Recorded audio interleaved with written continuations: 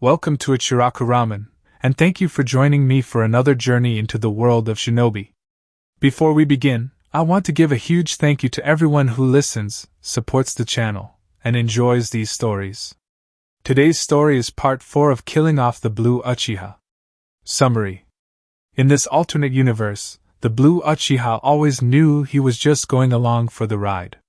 Disconnected from the world around him, he was content to stay in the shadows, until his scars refused to let him forget the past.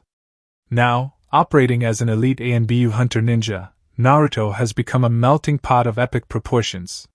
His power is unstable, his trauma is surfacing, and the people he once called friends are watching him change. Concern has warped into deep paranoia. They fear the worst. And in the Shinobi world, when an Uchiha becomes a threat, something deeply regrettable must be done. Will the Blue Uchiha survive his own comrades? This is a fan-made story inspired by the world of Naruto. All characters in the original universe belong to their respective creators. This narration is created for entertainment purposes as part of a transformative storytelling experience. The story itself was written by the Snooze button, and full credit goes to the original author. If you would like to read the original version, the link to this story is included in the video description below. If you like my content and want to keep up with future updates, hit that subscribe button and don't forget leave a like if you enjoyed the video. It not only helps me but helps with YouTube algorithm. Now sit back, relax and enjoy. Chapter 13. It was raining in Amigakure. Raincoats and waterproof underwear were in style this season. Morioko laughed to himself at his own little joke, then his eyes dipped and his brow furrowed at his mind's instinctive attempt at making jokes to alleviate his mood. He circled his arms around his legs and wedged his chin onto his knees, closing his eyes and breathing out dourly, focusing on the sensation of the downpour showering on him and the heavy rumble of powerful chakra through the black clouds hovering over hidden rain. Talking to his stepmother had worked as well as he thought it would. He snorted at his joke, ducking his temple onto his knees. Making jokes at the table didn't seem to make her like him any more than she already did, of which her personal opinion of him was belted out for their whole building to hear. Inviting her, and the rest of their family, over for dinner was an amazing idea. Dry feet crunched over the perpetually wet roofing tiles of his Uno's apartment complex, steadily coming towards him on feet that the younger boy hoped didn't slip. Rain and aim could be heavy on one day and light the other. This was an in-between day leaning towards the heavy. The 15-year-old boy turned his head to the side at the sound. His brilliant yellow eyes tracked his older brother as the boy carefully trudged to him. Uno's 17-year-old brother had pale skin and light pink hair matted down by the rain. His colorless eyes lit up when he finally plopped down next to his younger brother, ribbing him with a wide smirk. Could have been worse, lil bro. He adjusted his brown raincoat under him. Uno grunted.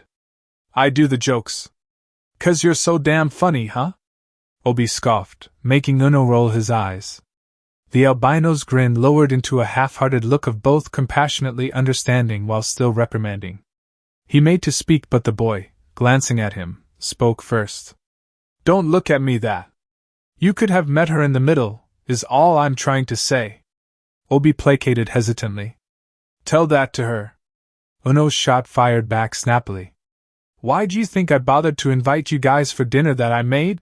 He sat up, hugging his legs closer and shrugged weakly. I'm just tired of Dad's wife. Our new mom. Obi corrected, knowing exactly what was coming. You're awfully quick to accept her. Dad loves her, apparently, so I'm trying to see what he sees in her. Maybe that's why she gets along with you better. The 15-year-old Aim Genin pulled the hood of his gray rain poncho further over his head, hiding his deep frown. The 17-year-old albino chuckled, scratching his chin. She just feels sorry for me. Not this again. The younger boy groaned, frustrated. You're here to cheer me up, not the other way round. This is my last night in AIM and I thought I could have one decent meal with that woman, and here you come with your problems.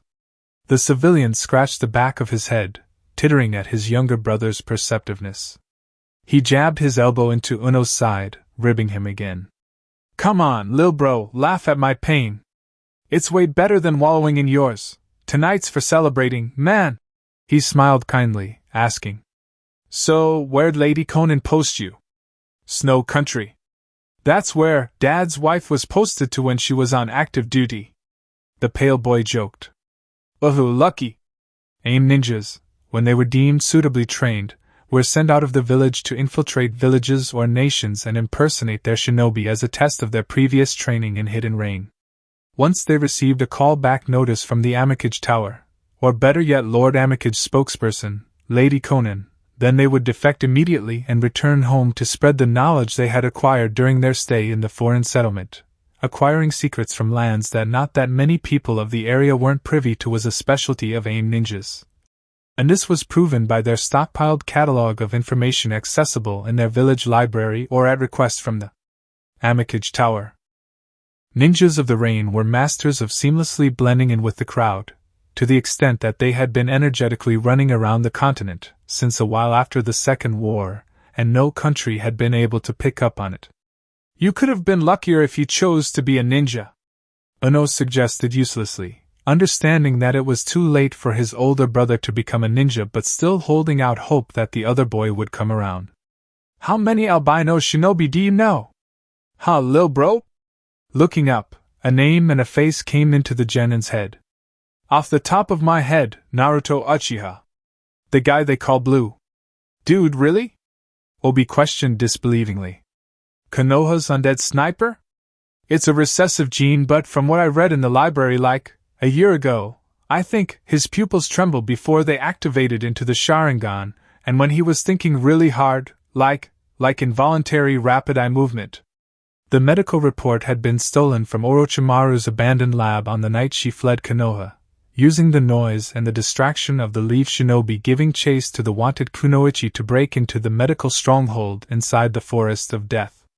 It wasn't the first report they found, but it was the most interesting, as the genius Uchiha was secretive enough as it was. It didn't say what parent had the gene, or identify his mother, though the reality was that Orochimaru was the one that passed down the gene to him while Blue's father's Uchiha bloodline dominated. They assumed, as the scientist had a short summary of his medical report, that she had in turn stolen that or built that information over time.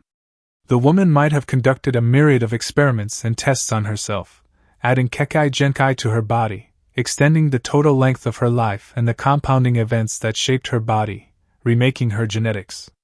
The Uchiha bloodline, though, was a naturally dominant gene. That was the best explanation AIM and Orochimaru could think of for the sniper having blue irises and black blonde hair, while the Uchiha famously had coal black or deep brown and the Sannin had golden-colored reptilian iris. Much like the rest of the continent, Blue was an anomaly. He was friendly, sociable and fluent, but he was also pitiless, remorseless and merciless, often towards enemies of his or risky strangers. Overall, he was quiet. He was careful. Blue was dangerous. The simple fact that he was alive when proven dead by the Yondaime Hokage was worrying. Minato Namikaze was a friend of the Amikage and his origami angel, reportedly, and that they shared a bond by being students of the late Toad Sage, a man they publicly and privately disconnected themselves from. The Amikage and Conan's reasons for lending their support and containing the Blue Uchiha came from that weak connection they had via the man the two high-ranking Akatsuki members despised. The albino from AIM shook his head.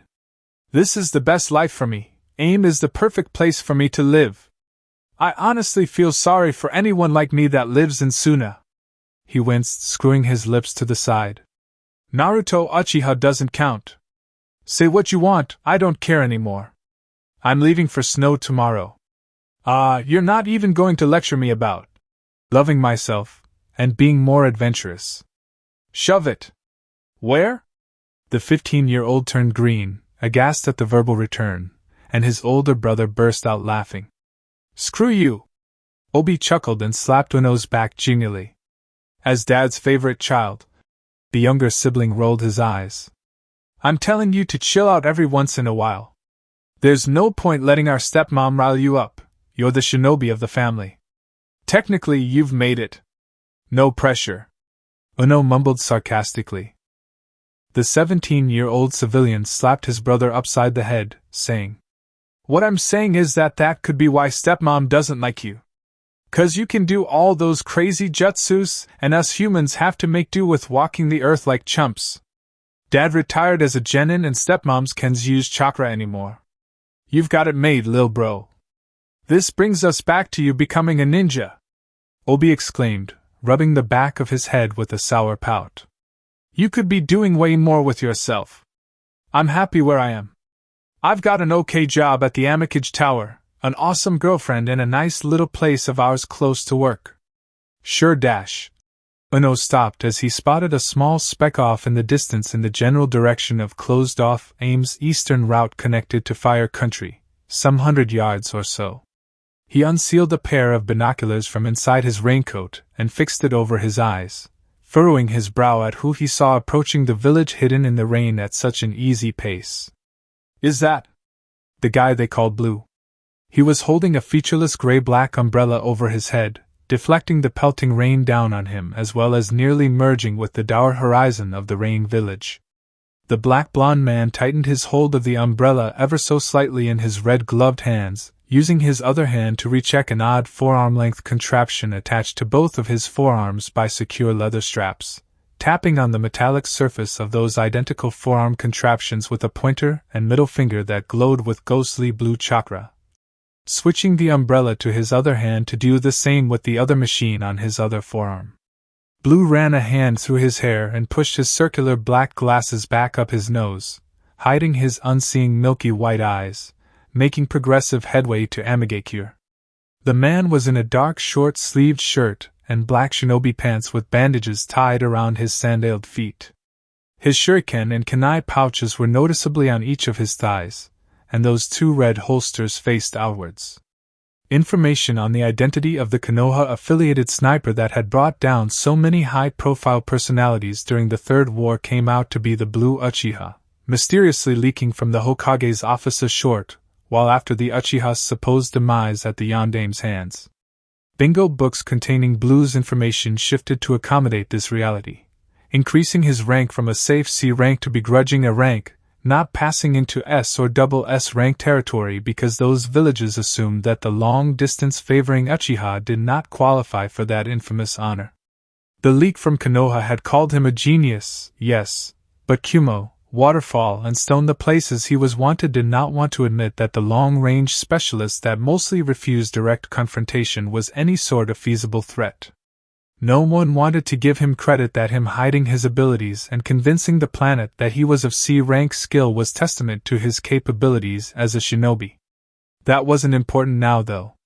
Not long after Uno had picked out the blue sniper did the village lit up in alarm at the solitary man's steady arrival.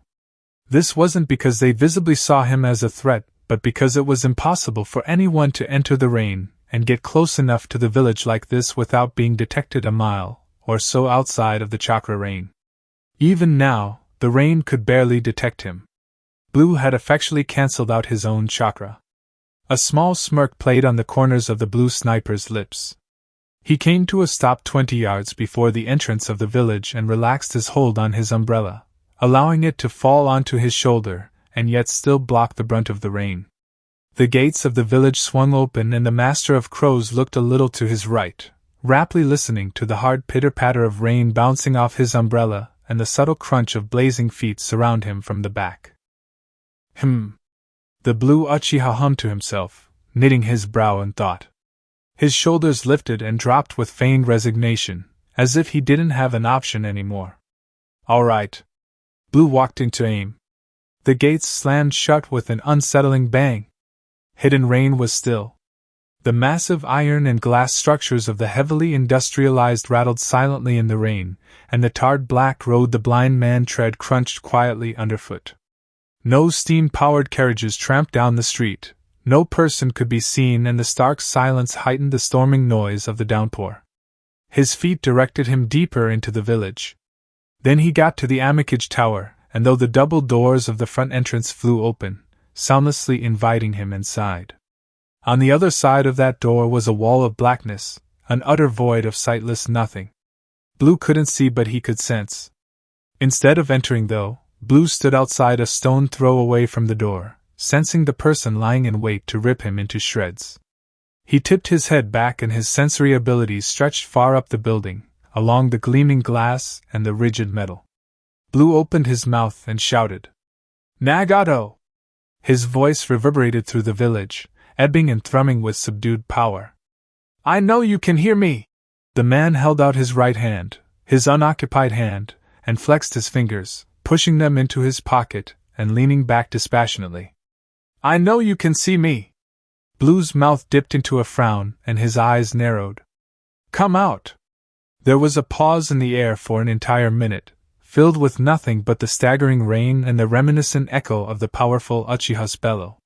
Kisame Hashigaki came out of the double-door entrance of the tower, and it automatically slammed shut behind him, audibly locking once with a firm click. The blue-skinned shark man wore a wide grin, standing there, and the bandaged mass on his back warbled with muted excitement, chattering with the muffled enthusiasm of a stalking tiger waiting to sink its teeth in its prey. Kisame's purposely non-waterproof Akatsuki robes let the water pouring down from the sky soak quickly, but that wasn't a problem for him. Water was his element. Kisame casually approached Blue, crossing his heavily muscled arms and towering over the black-blonde Uchiha. The air shifted and AIM ninjas materialized around them, perched on the roofs of smaller buildings, seamlessly emerging out of the darkness of alleyways, ducking out from behind walls and surrounding the pair at a relatively safe distance. Blue stopped counting after 300. His head craned back and his black-shaded blind eyes met Kisame's blue with black scara orbs. Kisame's chest rumbled. "Nuabari warned me not to fight you." Referring to the wielder of the needle sword by the name of her sword, seeing as she didn't provide her name to any of her comrades when they were still a unit, Naga was merely a name Blue had assigned to her, one she accepted. Kisame's fingers creaked. "She said you were under her protection." He laughed deeply, grinning harder. "Can you believe that?" Blue's eyes closed, and he smiled serenely. "I do, actually." Nobari, or Naga, was ranked third strongest in the swordsmen of the mist, underneath Kisame and the holder of the twin swords Kiba, and she used this superiority in spite of being a missing ninja to communicate with her former comrades. "Stay away from the Blue Uchiha." "Never liked that chick," the holder of Samahata proclaimed, shrugging. "She's too quiet." He shook his head. "I'm not a fan of quiet people, they have too many secrets." His grin remained, but his eyes glared downwards at the unaffected man. "Do you know what's going to happen now, Uchiha Naruto?" Blue raised an eyebrow. "I don't know." "Why don't you tell me?" "I'm going to peel off your skin bit by bit, inch by inch, and send it to Nuabari. Then I'm going to tear off your arms and your legs, give them to Samahata, and I'll leave the rest of you to Lord Pain." His grimly gleeful expression hardened. "He won't mind. Lord Pain only wants you dead. And you're confident you can finish the job?" Blue took 5 steps back.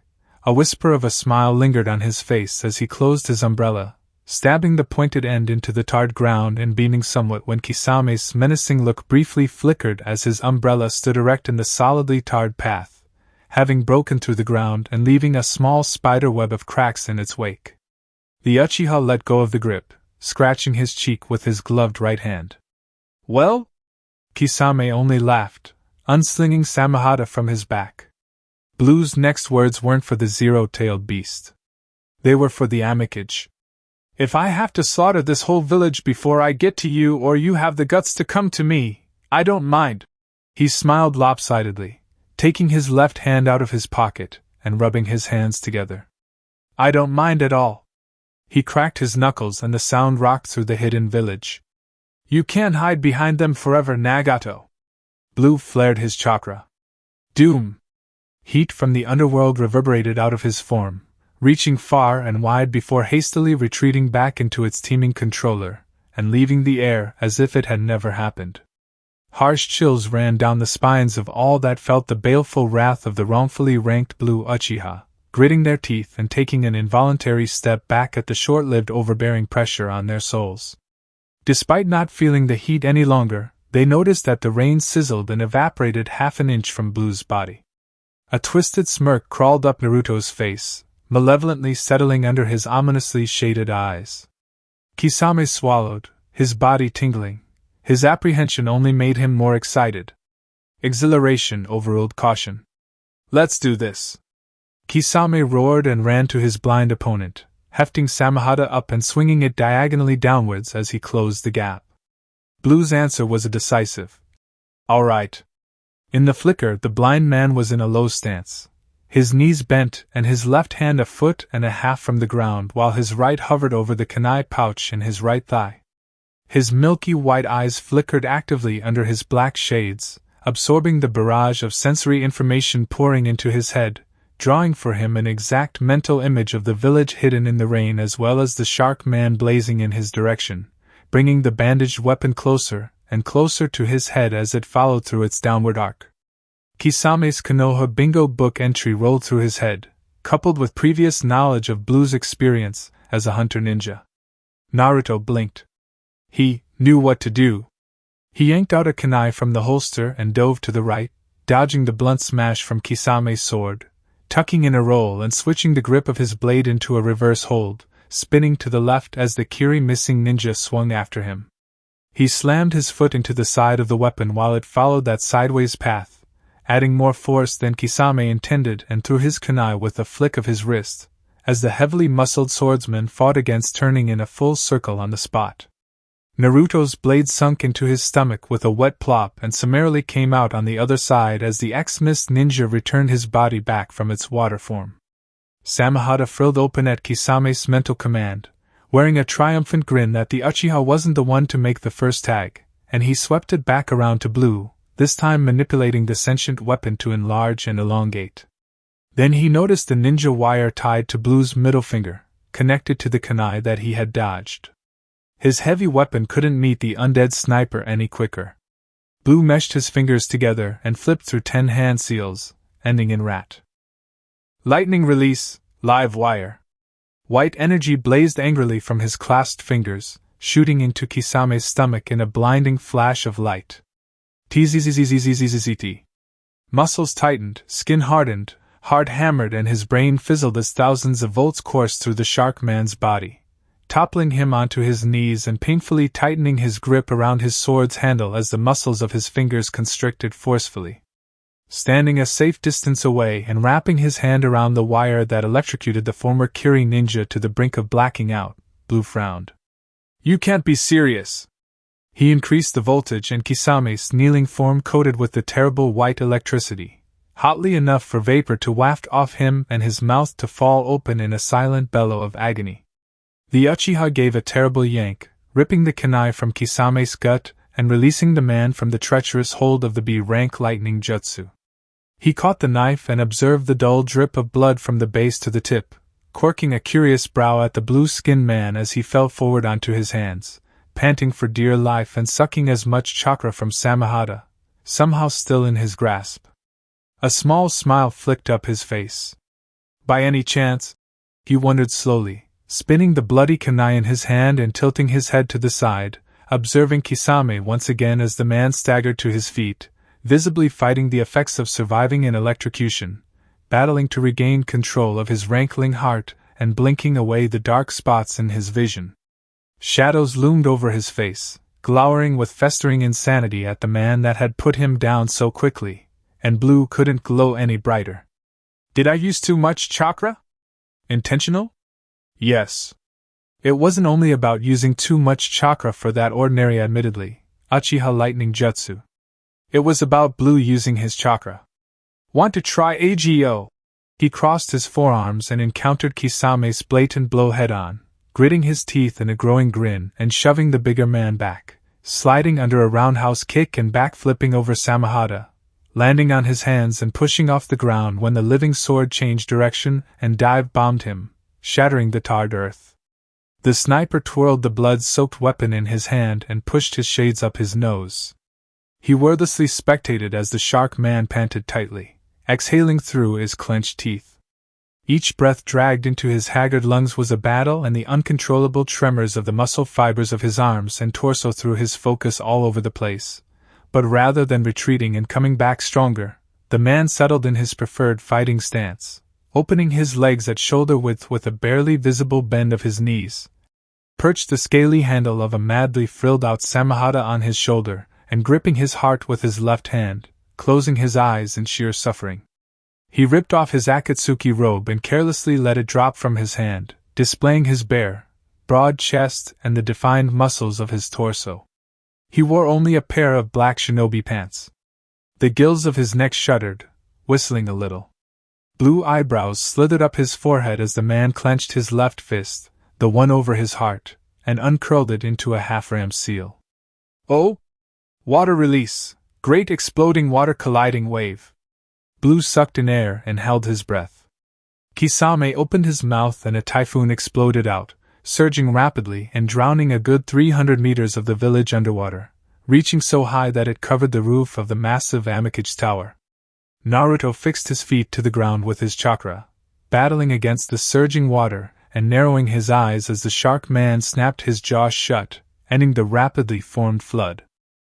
The drainage system of the hidden rain village struggled to handle the water, and the shinobi of the village that had been unable to escape the water grasped within their shinobi vests, their raincoats, or their rain ponchos, retrieving oxygen masks and snapping them over their mouths, reclaiming their ability to breathe.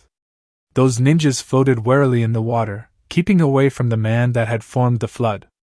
The village that had centuries of technological breakthroughs that made them adept at living in constant rain automatically widened the drains, though a split second later they were closed shut, erecting fortified mechanical walls from slots on the ground to contain the large body of water exactly 200 meters from Kisame. The Blue Uchiha hummed, so Nagato still didn't want to show himself.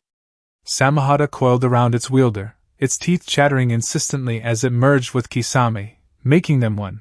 The man's blue skin darkened to grayish-blue, a large fin ripped out from his spine and 2 more deadly fins tore from the back of his arms. 3 longer, thicker and more defined gills extended on both sides of his neck, the same for the 3 lines under his eyes. His fingers and toes became webbed and the nails sharpened. Finally, a 7-foot-long tail shot out from his tailbone, swaying side to side. The kunai wound close to his diaphragm closed, and the throbbing pain resided as the shark man fully combined with his weapon. Kisame hunched forward and his fingers blazed through 3 seals. Water prison shark dance technique. The flood of water stilled and gathered closer, forming a giant dome of water with the shark man at its epicenter, gently swirling inwards, though the other man inside the specialized water prison, Naruto, could not be budged from his spot, standing with one hand in his pocket, and the other gripping the kunai that had forced Kisame to his knees in his other hand. The umbrella Naruto had stabbed into the tarred ground was also contained in the dome of water. The Blue Uchiha was leaned back casually, soundlessly observing. The dome of water was a terrifyingly large chakra-made structure, he admitted, holding his breath. His black shades lightly slipped off his face and he allowed it to fall, subtly pulled inwards to the menacing Kiri-missing ninja. His milky white eyes squinted and he stashed his kunai back into the pouch. Blue couldn't use blades longer than a tanto, not really. They weren't his specialty, and he left them for Yugao to master. Even having a dijutsu that could copy most kind of jutsu, taijutsu to genjutsu, ninjutsu to kenjutsu, he hadn't bothered to focus his attention of kenjutsu. Weapons like the katana or a longsword went against his long-distance specialization, and now of all times he could perceive a few slit-like weak points on Kisame's unbreakable shark form that a longer blade could fit through. So he used the next best thing. Brute force. Kisame's feet left the ground and he floated in place, wearing an ill-omened grin. Blue's back stiffened and he straightened up, bringing his feet together, and having his right hand bend behind his back while his left was held out, palm flat and facing up. Strong fist. Might Guy would be proud. A bubble escaped a corner of Blue's lips and his teeming excitement at the uncertainty of what was going to happen next bubbled up his gut, lighting up his unseeing eyes. Kisame swam to his blue opponent in a blast of air and water, and Naruto met his fist with an open palm. Devastation ensued. So sooner or later, you will have to face him yourself. Setsu warbled, speaking with 2 voices, one light and airy while the other was deep and foreboding. The plant man was partially formed, seeping out from the shadow of the Amikage's mechanical throne, somehow unaffected by the dozens of chakra rods driven into the skeletal redhead. The hidden, subterranean headquarters of the Akatsuki rumbled with the ensuing battle occurring above ground, as well as with the grating breaths escaping the dying god's mouth. Zetsu blinked when they didn't get a response, carefully saying, "He is a force outside of Venature. His will happen, Nagato." The man's purple, ringed eyes glowered at nothing in particular, dipped down and widened at the realization. "WHYDD involved?" The two-faced creature questioned suddenly. "Madara and I advised you to leave the yellow flash to his devices. Why didn't you leave then?" Everyone was either dead or going to die. Blue had even unknowingly taken away a prospective member, Haydn, years before the S-rank organization regained its footing in the criminal underworld of the continent. Itachi, for that matter, the Blue Uchiha's own nephew, had a role to play in the organization in the near future. It had all now gone to hell. Figuratively and literally. Against its base mental functionalities, the will of Kagaya Otsutsuki worried for Konan, the origami angel. Ripping through the void of space and into the distant nothingness of eternity in a chunk of rock that resembled a paper moon, the woman was still very well alive, Zetsu knew. Another part of Zetsu wondered if they could have ever predicted Naruto's entering into deityhood. That was the one thing Zetsu had not manipulated. Orochimaru's gene-altering search for knowledge and immortality after the death of her parents, yes, and even her subsequent impregnation by that Uchiha filth whose wife, Mikoto's mother, had fled from during the confusion of the war. Pregnant at 17, Zetsu had predicted the prideful, infamously bloodthirsty and maliciously hateful snake Sannin would abort the child. Terminating the pregnancy would reshape the Sannin's psyche, turning her more so into the realms of darkness than could be logically possible. Daily, the woman would mourn the hole she had created in her soul by her own hand by killing the child formerly growing her in belly, increasing her regret for surviving the bandit ambush that took her parents away from her. She would balefully detest the dead baby's father for putting her in such a position, previously forcing her to choose between her ninja career and prospective motherhood. Orochimaru would also hate herself for her snappish decision to killing that life in particular.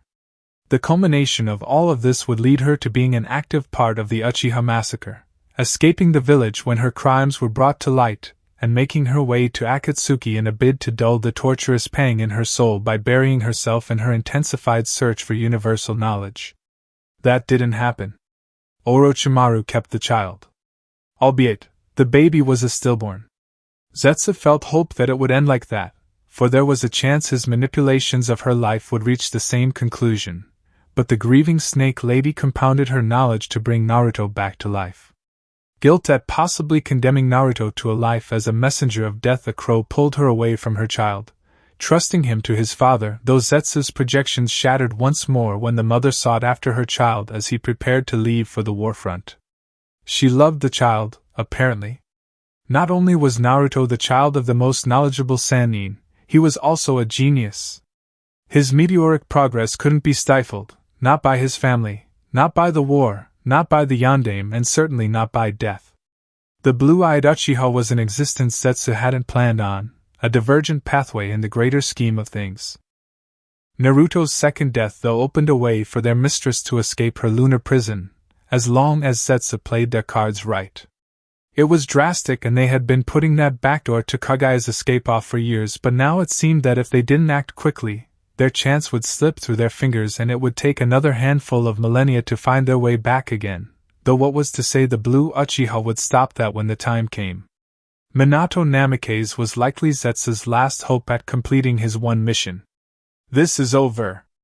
Akatsuki, war LD peace, ever you thing. Have a Nikki Liffy Nagato, whatever's left of it. The two-faced creature melded into the earth, leaving Nagato alone. With Kisame and Blue. The shark man's fist connected a jaw-jostling right hook, and the blue sniper dug his knuckles under his opponent's chin, delivering a jarring left uppercut. The vibrations and sounds dulled by the dome of water understated the severity of each tag blow.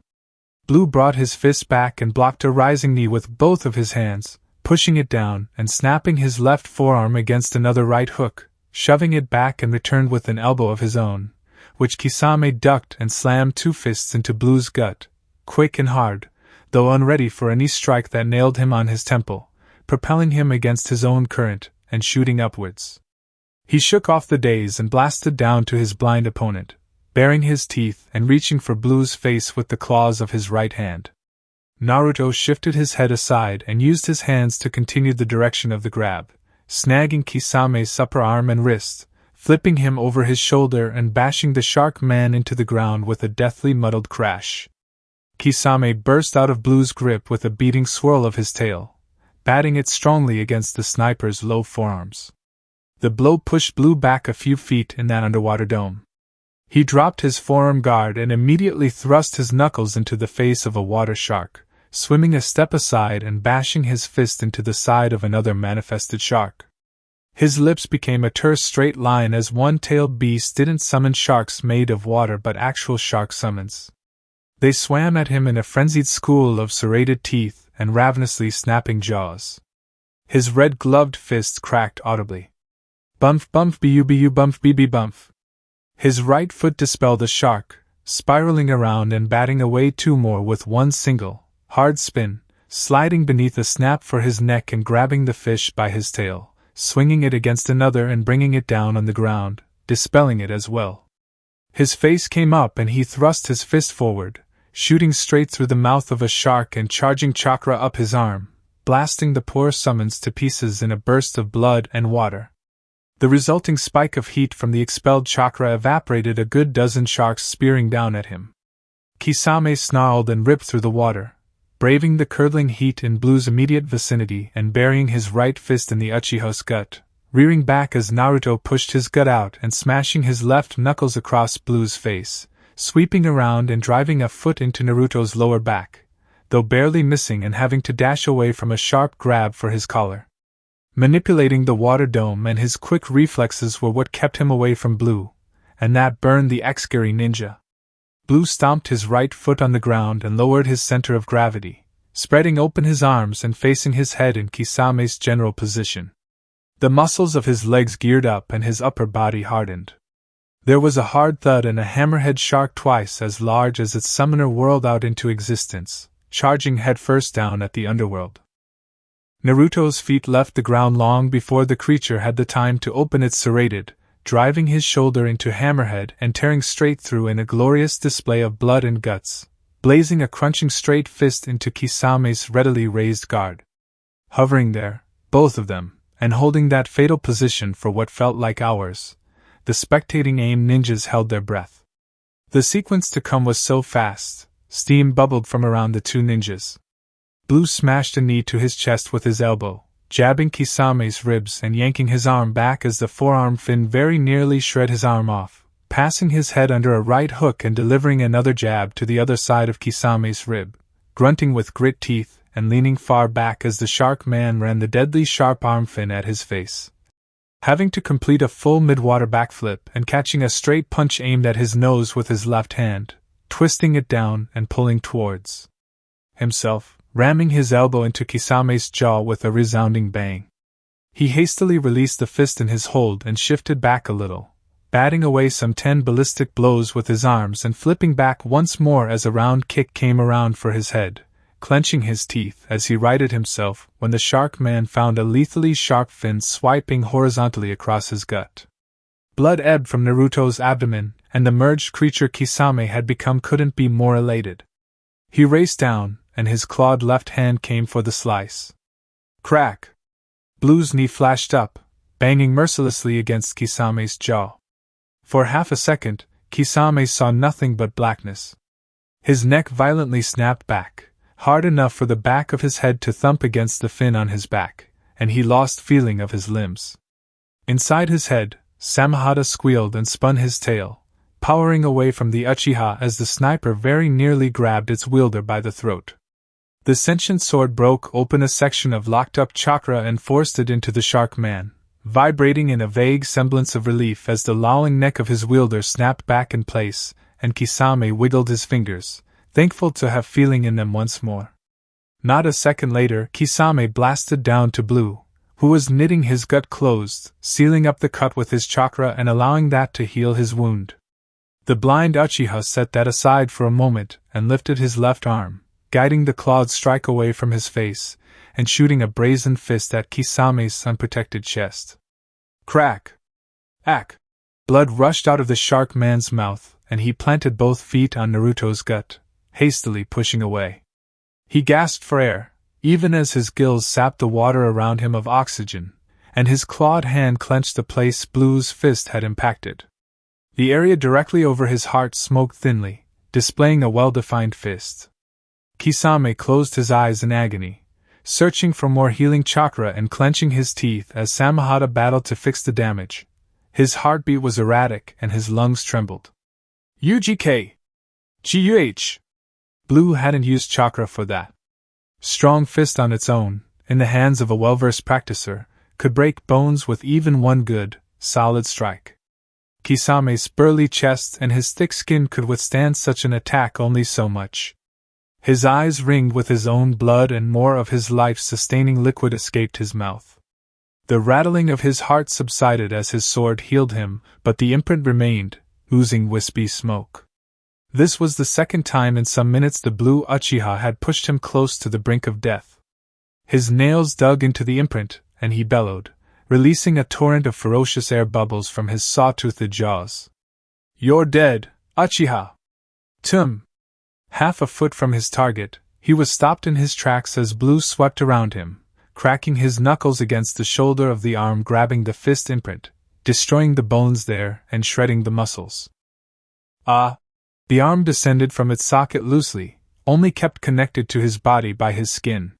He never imagined himself entering shock, yet here he was, eyes bugged out in horror, as he saw his arm hanging bonelessly at his side. Ayak! His senses blared and a deathly shadow loomed over him. He spun around, putting his hope into a right hook. Snap! Blue's fist connected with his own in a retorting right hook and the effects came immediately after. Kisame's fingers shattered, released of their joints. The shockwave of the blow flowed up his arm, loosening and snapping the muscles of that arm in a ripple of air, breaking his ulnar and radius during its unstoppable movement, rolling the elbow out of orbit and smashing the humerus straight into his clavicle. The path of devastation ended with Kisame's collarbone, the bone of his upper arm was crushed into, breaking in half and one half jutted out of his body for all to see. Kisame's right arm was now 6 inches shorter than before. The man's shock locked him in place, unable to conceive how he had gotten to that point. His day had started normal enough. He woke up in his sleeping quarters inside the Amikage Tower, flirted with the ever-impassive Conan, and ended up smacking Daidara into a wall when the mad bomber howled at his failed attempt at getting the origami angel into his bed. Kisame left the village for a short, solo mission in water country, letting loose and slaughtering the guards of the water daimyo's niece. He caught up with the girl and let Samahata feast on her, then he came back to AIM and planned out the rest of his day of relaxation. Getting called by pain and being told to prepare for battle was unexpected but not unwelcome. And it was Naruto, Blue Uchiha. The person Nobari boldly, disrespectfully warned him to stay clear of. All the better. Now, Blue was shaking his right fist, floating in the water Kisame had manifested and screwing his lips to the side. The knuckles of his red gloves were worn off and the knuckles themselves were bruised, smoking ever so subtly. He rubbed the sore fist and winced. Ow! His milky white eyes lit up as he heard the low groans of the injured shark man. His senses told him that Samahata was struggling to heal the intricate and multiple injuries he had dealt out. He couldn't hold his breath any longer, might as well end the fight. With one shoulder dislocated and another arm battered beyond reasonable recovery, Kisame could only swim backwards as Blue charged at him, but 2 pairs of ghostly hands on each of his arms kept him firmly in place as well as 2 more pairs gripping his ankles. In a panic, Kisame looked at who was restraining him and met the tickling smiles of 4 copies of the Blue Uchiha. Water clones. This was an execution. Blue's bruised fist met Kisame's heart. Thump! The shark man's back, specifically the place his heart was located, swelled exponentially. Ribs snapped and gave way, lungs deflated, and the man's diaphragm burst as the arteries and veins connected to Kisame's heart tore off, all happening at once in a span of a nanosecond. Bam! Kisame's back exploded outwards and his heart blasted out, shooting out and bouncing off the front entrance of the Amikage Tower. Blood and viscera poured out of the hole in the former Akatsuki member's back, dyeing the water red, and almost immediately did the structural integrity of the water dome fall. Soaked in Kisame's blood, Blue swam to the gasping man and hefted him up by his neck, swimming up and squatting on the surface of the water while the dying man was almost completely submerged. Rain pelted down on him, washing through his black blonde hair and draining the other man's blood from his form. The Uchiha didn't speak, staring wordlessly with his unseeing white eyes into the dimming orbs of the ex-Akatsuki shinobi. Huck! Kisame exhaled harshly, weakly flailing in the slack grip around his neck. He grabbed Naruto's wrist, feeling Samahada's presence recede so that the claws of his fingers retracted. The hulking mass of a man was left alone as the purple sword ebbed from his gut, fleeing for dear life and hunkering a safe distance away from the silent sniper, who remained over the water with his chakra. Betrayed, Kisame panted, holding his right hand out to where Samahada had fled to. Bah! Sam, Blue scoffed, and finally allowed Kisame's torture soul to leave his body, claiming that demented soul for his own and savoring in the wails of agony as the dead swordsman descended into the abyss. A short distance away, Kisame's heart plopped back to the surface. Naruto let go of the corpse's neck and Samahada zipped past, swallowing its former holder whole and disappearing a moment later. It went to mourn. There we go. Blue muttered, standing up and looking out over a sea of bloodied water. The clean cut on his stomach was sewn up, though it leaked his blood only a little.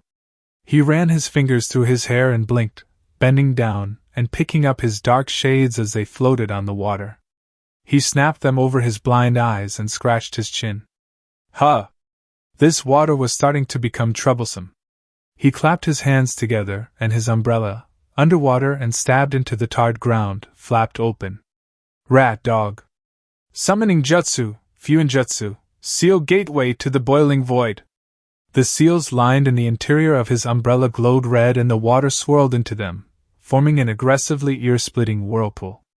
Shinobi balancing on the water ran up walls and perched on buildings, chilled to the core as 200 meters of the contained flood, enough to submerge the Amikage Tower, was sucked into the umbrella. Naruto was on the surface of the water, close to the middle of the vortex of water, and he didn't look bothered by the whirlpool. He rolled his right shoulder carefully, keeping his left hand there and grimacing imperceptibly, an irritated twitch on his brow, and his right hand was clenched tersely. He had drawn those seals himself, forming a direct path into hell for his crow's summons to escape from the moment he called. He suspected that the rain would interfere with his ability to call his crows out from the abyss, so he prepared ahead of time. He picked up how to draw those miniature seals during his stay in Uzushio, partly learning how they worked and then using his link to the god tree to absorb the knowledge from one of his older crows. The seal couldn't suck living beings into hell, especially humans, though it was adept as exhaling creatures from the depths of hell, even as it had never been used until that moment. Like pouring water over flames that could not be quenched. A sea of fire that no flood could stifle. It almost tickled. That wasn't the problem, though. The crow's summoning scroll came directly from the god tree. A substantial amount of tree bark fell from the ancient, godly tree, and the contract for the messengers of death manifested on their own, naturally. Him being of the Uchiha bloodline meant he was privy to certain exceptional abilities and knowledge, albeit he couldn't access half of them as of yet. He was blind with half a soul after all. Blue was powerful as it was, with a well of chakra that couldn't logically be depleted, an immunity to several nature transformations, incomparable physical strength and spiritual fortitude that was added on top of the one he trained into himself when he was a normal human, the right to use a galaxy of jutsus, knowledge of the most intimate secrets of creation, existence, deities, and the universe. Unquestioned command over the Shinigami, the subservience of the crows, and resurrecting the dead. At will. He didn't have ungodly regeneration, though. Blue did have his natural regeneration from when he was completely alive, and he had a toughened body that made it immensely difficult to wound, but that was it. He couldn't absorb chakra from the living, and in turn he couldn't perform healing arts, for his chakra was toxic to the touch. Threading the muscles and skin tissue of the cut on his stomach with his chakra and using that same chakra to hold them together while his regeneration painstakingly weaved his back flesh together was all he could do at the moment. Naruto's time in Uchiha, relearning how to walk and taking off into a realm of his own from there, was great and all, but it raised some concerns. His fight with Jiraiya informed him of the galaxy of possibilities for him in his current state, while the one with Kisame warned him of his limitations. Holding his breath was fine, he could do so for 5 minutes, 7 if he wasn't moving, but when it got to the point he could no longer hold his breath, he rigorously forced his chakra to squeeze the carbon dioxide molecules in his lungs of oxygen, repeating this process over and over again until he finally put the shark man down. Orochimaru always told him that there was always an easier way of doing things. Burning AIM to cinders with hellfire was as easy as they come. Hellfire was much like Amaterasu, likely hotter and more voracious. And Blue would keep telling her the same thing. The easier things were, the less value they held and the less satisfaction once accomplished. Besides, he didn't need to see into the future to know that something big was going to happen, outside of him murdering Minato and the Yandame's flock of friends. The easy route was the lazy route, and the lazy route wasn't meant to be used all the time. Blue inhaled and exhaled tightly, feeling the water level drop and his feet land with a gentle crunch on the ground as he released the chakra coating his feet. The umbrella ceased sucking in water when it got to Naruto's lower calves, and he gnashed his teeth, narrowing his eyes at the ninjas staring down at him, shocked to silence at the gruesome nature in which he had executed the zero-tailed beast, as well as the ease at which he had siphoned the flood through his umbrella, which was now billowing with thick steam, piling high into the AIM sky in spite of the chakra-heavy rain. Darkness lined the inside of the umbrella, and a festering heat pulsed from it as well, though it couldn't compare to the imposing figure of the underworld. With a now visible twitch of his brow, Blue pushed his left fist into his pocket and scratched his cheek with his bruised right hand. "What are you all waiting for, AIM Shinobi?" The steam billowing from the umbrella thinned ever so slightly, and Blue lowered his face, throwing a shadow over his upper face as his unruly black blonde hair shaded his shaded, white eyes from view. The water around his calves swished with deceptive serenity, lapping against the legs of the foreboding Uchiha. Water harmlessly dripped from the twins strapped to his forearms. The heavy downpour did nothing to muffle his low words, as all of Amigakure heard him loud and clear. "You run or you die." Aerial drones and CCTV cameras gave the viewers in their respective bomb shelters and underground bunkers a good look at him, including everything that had transpired from the moment he marched into hidden rain to the very second Kisame's unbeating heart floated to the surface of the once mighty flood. Civilians and genin alike cowered in terror, hugging their loved ones for what felt like the last time. The news station and police force of AIM had been ordered to broadcast the events live and in real time in all locations, and all means of receiving news: television screens, radios, computers and phones. The village collectively flinched away as a murderous smirk crawled up the clearly unfazed man's face, making his dark shades glint and the Uchiha's transformed serrated teeth visible to the people of AIM. Blue roared, driving the fear of Kami into their hearts and minds. "Choose now!" The falling rain and the subtle hiss of steam from the umbrella filled the silence, choking the resolve of the Tokubetsu Jounin and Chunin ordered to come and defend their village. In their vast numbers and on home soil, they felt their courage waver. This person was not human. Not anymore. Their hesitation and the Amikage's refusal to show his face pissed him off. A large number of them knew this man. Naruto Uchiha. The guy they called Blue. They also read his record, perusing through the vague documents written on the man by two types of people: Konoha comrades, of which made up a larger number of the records, and unfortunate survivors of the Blue One's massacre, who were stifled from making their knowledge public by the Sandaime Hokage when the old Sarutobi was still Kage. The death of Ichiraku Yumino, and the Kumo ambush that injured Yugao Yuzuki stood firmly at the forefront of those documents, surpassing in importance the speculation of his mother's identity, or his unproven involvement in the snake Sannin's escape from Hidden Leaf. No. His anger stuck at the front. Blue stopped being human when he was pissed off. And presently he was pissed off. Some 100 of them turned tail and ran. And were instantly cut down before they could take 2 steps. Cowering civilians and fearful genin were heartbroken at the live reel of their precious friends and relatives losing their will to fight and then getting their throats slit by those closest to them the moment they turned to flee, dying a coward's death. Uno Morioko pulled his kunai out from the chest of a comrade with a wet shick. A baby-faced Chunin comrade had been promoted alongside him some weeks ago, cleaning the blood on his pants thigh. He straightened up and used his foot to nudge the vainly heaving boy over the edge of the printing press they were on, watching dully as the stabbed boy broke his spine as he landed back first on the marble statue of a book. A tear crept down his eye, dripping from his nose. His first kill. Weakness was not tolerated in Amigekure. Live for aim, die for aim. There was no other way. There was no going back now. He looked up and his fist shot into the air, clenching the blade he used to finish off his gutless comrade. For Lord Nagato! Hearing the Chunin boys hail, the fires in their hearts flickered with life, glowing hollowly in acceptance. For Lord Nagato! Their war cries rocked the village hidden in the rain to its very core. Ayaraga! Those that remained chose to die. Fire country capital. Spindly fingers clacked noisily across a keyboard and a pair of owlishly large eyes slithered across the glowing screen of a computer. Those large eyes tracked the words he was typing and the bearer muttered under his breath, tittering once at the flimsy firewall protecting Fire Country's global news broadcasting station, a TV and radio service that broadcasted even to unallied airwaves. Colors flew over the unhealthily pale shut-in hacking into the vital nerve of the country's information dissemination network. Orochimaru perched herself on a windowsill. Her golden reptilian eyes looked out into the warm night of the capital and twirling a dreadlock with her index finger.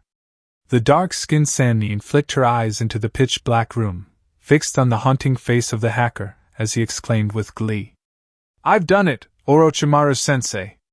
I've posted everything online and by breakfast tomorrow, the video footage will stream for however long you want."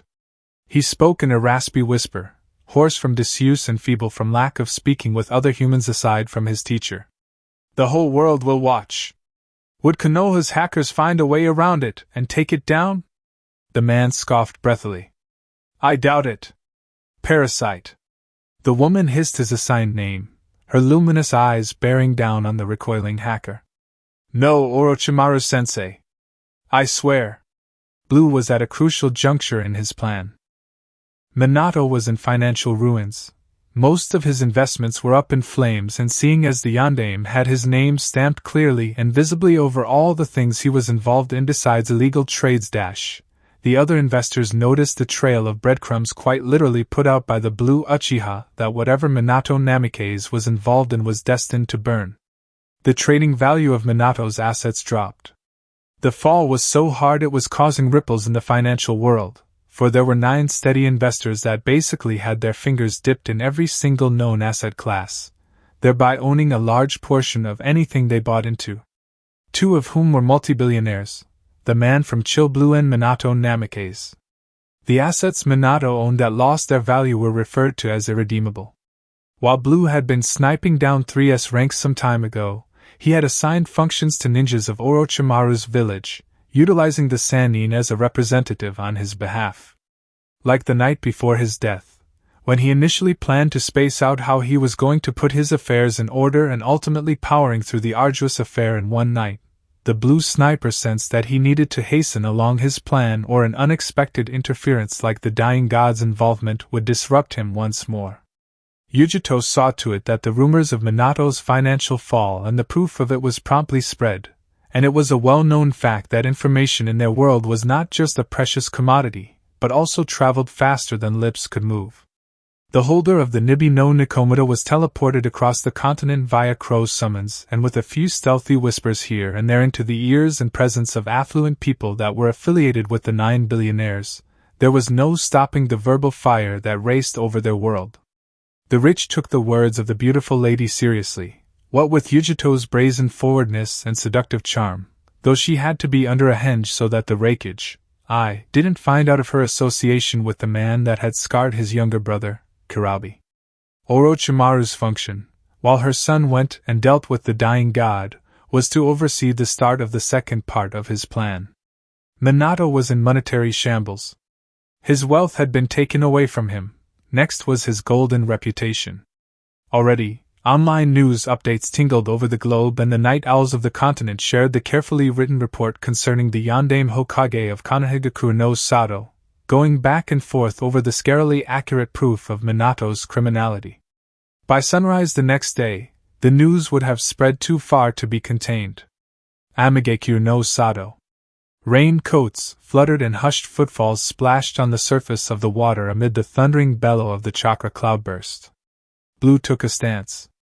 Descending chaos whirlpool fist. His expression hardened and his cloudy white eyes narrowed. Years of training and instinct took over. Blue grabbed a fist honed for his face and twisted it around, kicking the owner's knee into the ground, and smashed his elbow into his face, spinning around and nailing his elbow into the jaw of an unfortunate kunoichi, sliding under a sword stroke and jamming his fingers into the person's windpipe, stepping back from a straight kick for his gut and cracking his fist into the knee, splitting it in a chilling angle and finishing the wailing sufferer off with a spinning kick of his own. His center of gravity lowered and he rammed his fist into the stomach of a hammer-wielding ninja, sweeping their feet and following through with that sweeping motion to clear 5 more ninjas off their feet, flipping backwards and mashing his hands into 5 hand signs. In midair, he held the tiger sign under his lips and breathed in. Fire release, great fireball technique. The roaring blizzard of dark red flames pouring from his lips cooked the fallen shinobi to ash, baking some and forcing others to erect mud walls to deflect the fatal flames, lapping against their walls and their willpower with its weighted heat. Blue landed in a crouch and rolled forward, away from an earth-splitting axe kick, rising quickly and smacking a right hook down with his left palm, jamming his elbow into the ribs of someone else that had gotten too close, crashing his knuckles into the person that had formerly tried to punch him, moved his head away from a kunai stab to his temple, tore a backhand across the face of the man whose ribs he had fractured, spun on his heel and nailed a hook kick into the jaw of a female ninja at his back, grabbed the head-jarred ninja he had been laying waste to and brought it down to his right knee. Crunch. Naruto breathed out tightly. The sniper whirled on his feet and grunted as his right forearm barely blocked a flying kick, pushing the attack back and stepping on a shinobi's foot when the man came at him with ropes. Naruto's hands snagged 2 blades from their holster, and he ripped a clean cut across the rope holder's throat, Spartan kicking the breathless man into a small crowd of AIM comrades.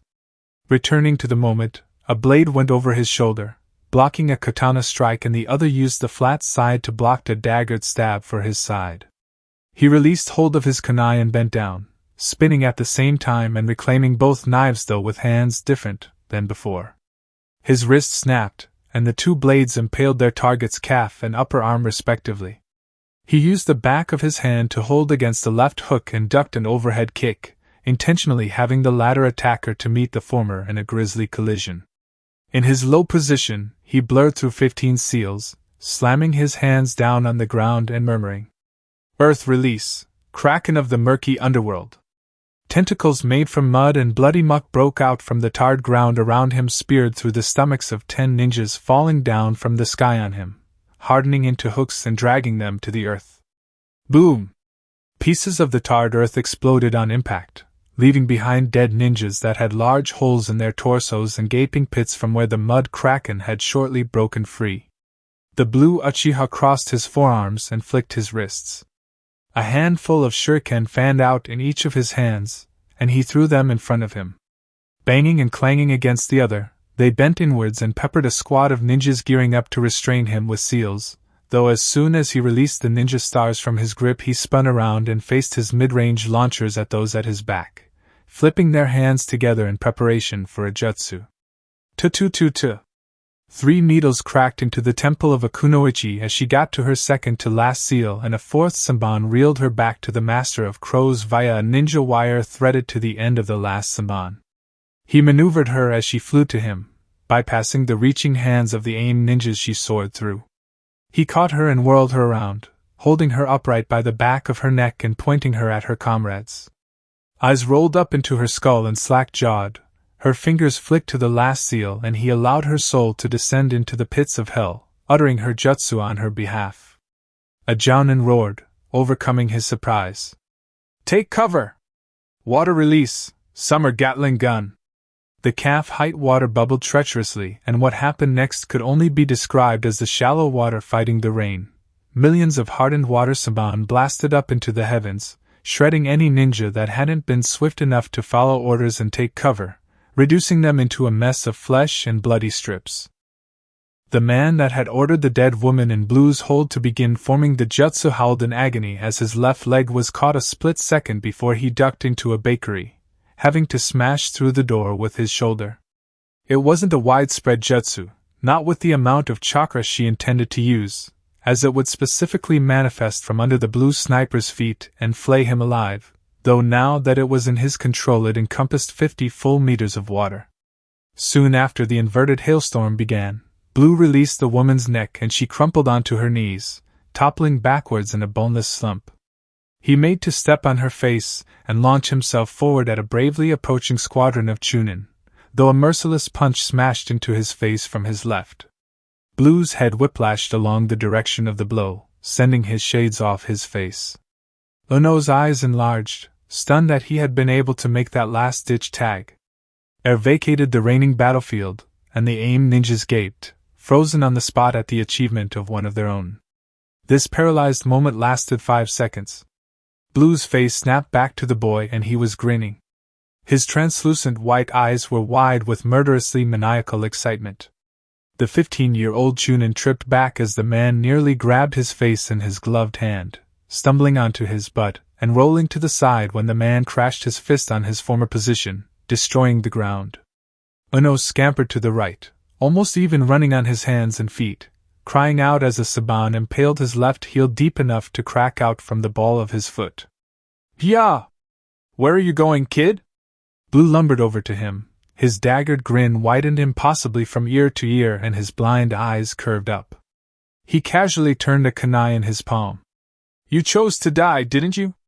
The man leisurely reloaded his launchers, grunting with displeasure when a shinobi appeared between him and his target in a swirl of wind, swinging a kunai at Blue's neck.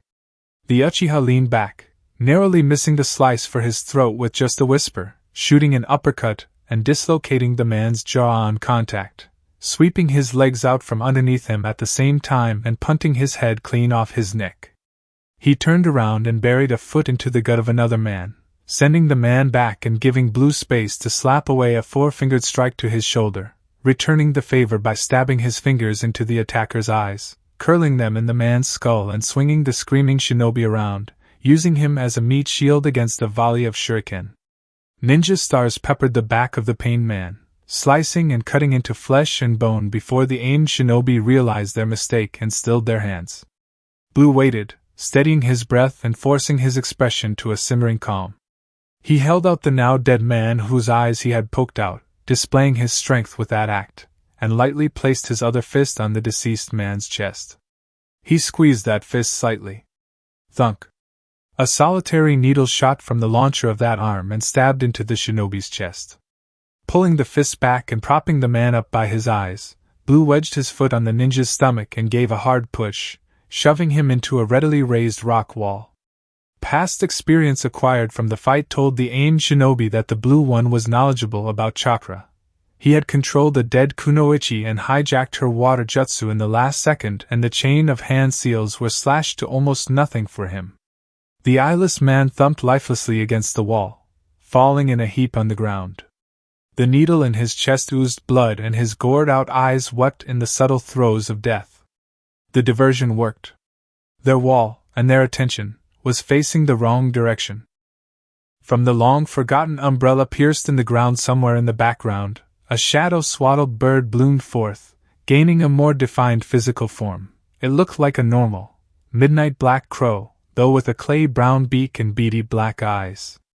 It coolly perched itself on the head of an unknowing Chunin, startling the man, and keenly furrowed its brown beak and its wings, revealing a pair of mouths hidden in their feathery depths. The shinobi behind the wall slowly, fearfully, turned and looked up at Crowdietra. The bird seemed taken aback by the attention, then it spread its wings and the wing mouths chewed at something they could only dreadfully hope wasn't what they were thinking. It was. Call! It squawked in indignation and its master spoke firmly. Katsu!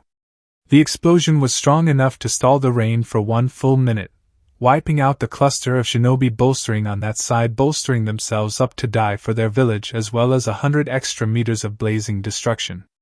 Buildings collapsed, melted and pushed back by the mushroom cloud rising up into the cloudy sky, falling onto AIM ninjas taking shelter inside and crushing them without mercy. The shockwave loosened the earth, casting away anyone nearby into open fissures in the ground, swallowing them whole, and for those that weren't lucky enough to be granted the relatively swift death of being eaten by the battered earth were slammed into the twisted, metallic remains skyscrapers and iron structures, pierced clean through or fractured beyond human comprehension. A little bit away from the blast, Blue shaded his blind eyes from the dust and debris, fixing his feet to the floor with chakra and weathering the heated, earth-rumbling storm. The underground bunkers and bomb shelters were put to the test. Some collapsed, killing their occupants. Others were just barely in one piece. The protection units for AIM civilians and Genin further from the location were spared the devastation, though the immortal scar of watching that section of the village depress would stay with them forever. AIM's administrative building swayed treacherously amid the tremors, even as it wasn't in the direction of where the bomb had gone off. The shaking subsided a little, but the fires burned bright, damped bit by the returning rain. Blue looked to the boy that had tagged him and his brow twitched with irritation as he saw a medic carry him in her arms, leaping to safety so she could heal him. They prayed for salvation. They prayed for help. They prayed to Nagato. The whimpering tears of the village, near and far, was music to Blue's ears. Devastation. Mayhem. Death. Screams of the damned echoed in the din of the blast, vibrating despite the smaller explosions of gas lines inside buildings. Medics, some of the last remaining able-bodied ninjas in AIM, raced to pick whoever could still be saved, often coming upon a body rend past the point of redemption and stubbornly slinging them in their arms, hopping far from the monster that had brought such damnation to their quiet village. Most medical ninjas hefted more than 3 of their dying comrades in their arms, the victims mostly expiring in the medic's safe hold or weeping to be left to perish, begging the healers to save their strength for someone that could be saved. Not many could be saved. Blue wasn't going to bother entering the Amikage Tower to fetch Nagato. That god was going to come to him. Sooner or later, the god will come. He faced where the pair had gone, intending to set ablaze bomb shelters that had survived Crowdietra's bomb. Blue then stilled. The blue sniper's temple creased and his lips turned down. Curious. The dying god finally heard the prayers of his people. The entrance of the tower blew open with a resounding thud and a deep voice bellowed from within. That is enough! The ground under Naruto's feet broke apart, and a brown snake with a diamond-shaped head shot out, biting down on the man and continuing its ascent into the heavens. Blue huffed and opened his arms, ripping the poisonous snake in half about 10 miles from the earth. He had formerly been a snake summoner, so venom scarcely worked on him, though the 2 puncture holes in his chest prickled irksomely. He whirled around, high in the sky, and 2 metal fists cracked into his skull, one smashing into the bridge of his nose and the other meeting the corner of his jaw, casting him high. The blow jarred him violently, jostling his senses. Blue broke out through the clouds of AIM, opening a hole in the chakra constructs and rocketing to space. If he had sight, he would have admired the starless, moonless midnight sky. The Azura path fell with a shuddering thud. Nagato himself came out of the double doors of the tower, shirtless and clad only in a pair of black shinobi pants with a pair of blue ninja sandals on his feet. His back was devoid of a majority of his black chakra rods and his thin, stringy red hair matted down to his head from the downpour, covering his right eye with a deep bang. His breathing was rattling, standing lean enough for his ribs to be showing, though now he wasn't hunched forward. Nagato spared a look around at the destruction. His expression was grim. His paths swept out of the building and lined at his back, joining the Azura path. Now wasn't the time to admire their godly kage, was the unspoken utterance of the Preta path as he swept his arm over the altered landscape. The medics made short work of retrieving their comrades and salvaging what remained of the rest. Meanwhile, the Uzumaki faced his eyes up and the still ascending form of the Blue Uchiha, hidden behind the cloud, but the man could very well still see and detect his pitiless opponent. The Rinnegan of the dying god glowed maliciously and an outstretched hand stretched up to the booming heavens. "Come, Blue Uchiha!" The ground thudded under the pressure of his chakra, forming a shallow depression that spiderwebbed outwards to his paths behind him and the dead bodies of his shinobi all around. Mighty chakra gathered in the pit of his gut, surging up his torso and spreading throughout his body, rejuvenating his frail form and adding several layers of foreboding to his next words. Universal pull! In his ascension and peaking at the lower parts of the mesosphere, Blue stopped with a startling jolt, then he bolted down to the earth. Fire ignited over his body, pulled in faster and faster, until Nagato circled a hand around his neck and followed the path of the Blue Uchiha's descent straight into the ground, delivering a heavenly choke slam. The impact of Blue hitting the earth leveled a quarter of hidden rain. The dying god against the embodiment of death. There's more to this fight that meets the eyes. Quick pause, guys. If you are enjoying this story, please take 1 second to check if you are subscribed.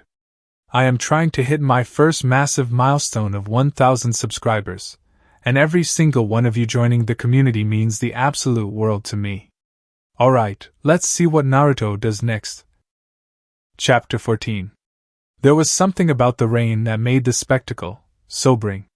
Nagato bit out a snarl, gripping Blue's neck tighter, and his Rinnegan confirmed that it was the real Uchiha that he had brought down from the heavens, not a clone or an illusion. Gripping the wrist of the hand around his neck in both of his hands, Blue grit his razor-sharp teeth and closed his right eye in a sore grimace. Black scales steadily crept down from under his eyes, hypnotically warbling down his face, past the corners of his mouth and reaching his chin, resembling toxic tears with the way the sparse light from the flames struck it, deathly blazing fire that were a direct result of the bomb Naruto had detonated, refusing to be dampened by the heavy rain. The sniper's untamable black-blonde hair smoothed down, from the roots to the very tips, shifting color and texture to a fluid, calming shade of yellow that looked like feathers. The change occurred during his descent. Blue's red gloves had burned off during his re-entry into Earth's breathable atmosphere, and fingers were covered in dark scales, the same hypnotic shade as the ones that fell from beneath his eyes and not even once venturing onto the back of his hand. His nails were painted black, though were not the sharpened talons Nagato's reports said Blue had possessed during the Zayuki massacre. The fire monster winced and a sliver of smoke flowed down the corner of his mouth, bypassing his clenched teeth. Ow! He could have broken his spine. Could have. But didn't. A rumbling laugh escaped Naruto's throat, choking. He comes to save his people, a merciful god with a dying heart. Nagato squeezed Blue's neck harder, feeling bile rise up his gut and an angered tick pulse on his temple. You're quoting Jiraiya's book, stop it. His Rinnegan eyes widened with manic rage, roaring into Blue's immensely amused visage. Stop it now! Destined to die, a warrior's death. The god's Rinnegan hummed with heaving power, and the veins of his neck heaved at Blue's accurate recitation of the dying god's demise, a subplot of Jiraiya's book, the tale of the utterly gutsy shinobi. Blue beamed and his blind eyes gleamed pleasantly. I should have killed you that last time. Blue's grinning face cleared of emotion, and his translucent eyes gave the Rinnegan god a glimpse of the eternal descent of hell. The deathly demonic dip of his voice rattled the Uzumaki god to his withering soul. I really should have. Blue's body broke up into a black mass of cawing fury, dispelling his form into that of a murder of crows and flocking away from Nagato's firm grip around his neck, reforming a short distance away with the sniper rubbing his raw neck and a tickled smile playing on his lips. Don't tell me you don't remember who I am, old man. He pointed at the redhead, singling him out from the 6 paths standing at his back, and then jabbed a thumb to his chest. You came to me. Of course I remember, Blue Uchiha. There were shadows in his head, vague silhouettes of that night, and deep, humming tones of who he hoped were human voices. He remembered one thing though, clear as the sun on a bright day. A blue 3-tomo Sharingan. Turning. Enthralling. Spellbinding. His memories were fleeting, remembering less and less as his days went by, and those mesmerizing, spinning pools of blue Sharingan prominently stood out at the forefront of his mind. The end of reality. Blue chuckled, cocking his head to the side with a face-splitting grin. Bingo! Nagato's Rinnegan saw it a split second before it happened. Blue's leg muscles flexed, his knees bent, and his arms tensed low and wide with his shoulders squared. Fire exploded as the Azura Path leaped before its controller, taking the full brunt of the shoulder tackle from the living ball of fire, finding his feet lifted off the ground and his ribs smashed inwards from the impacting shoulder and his torso.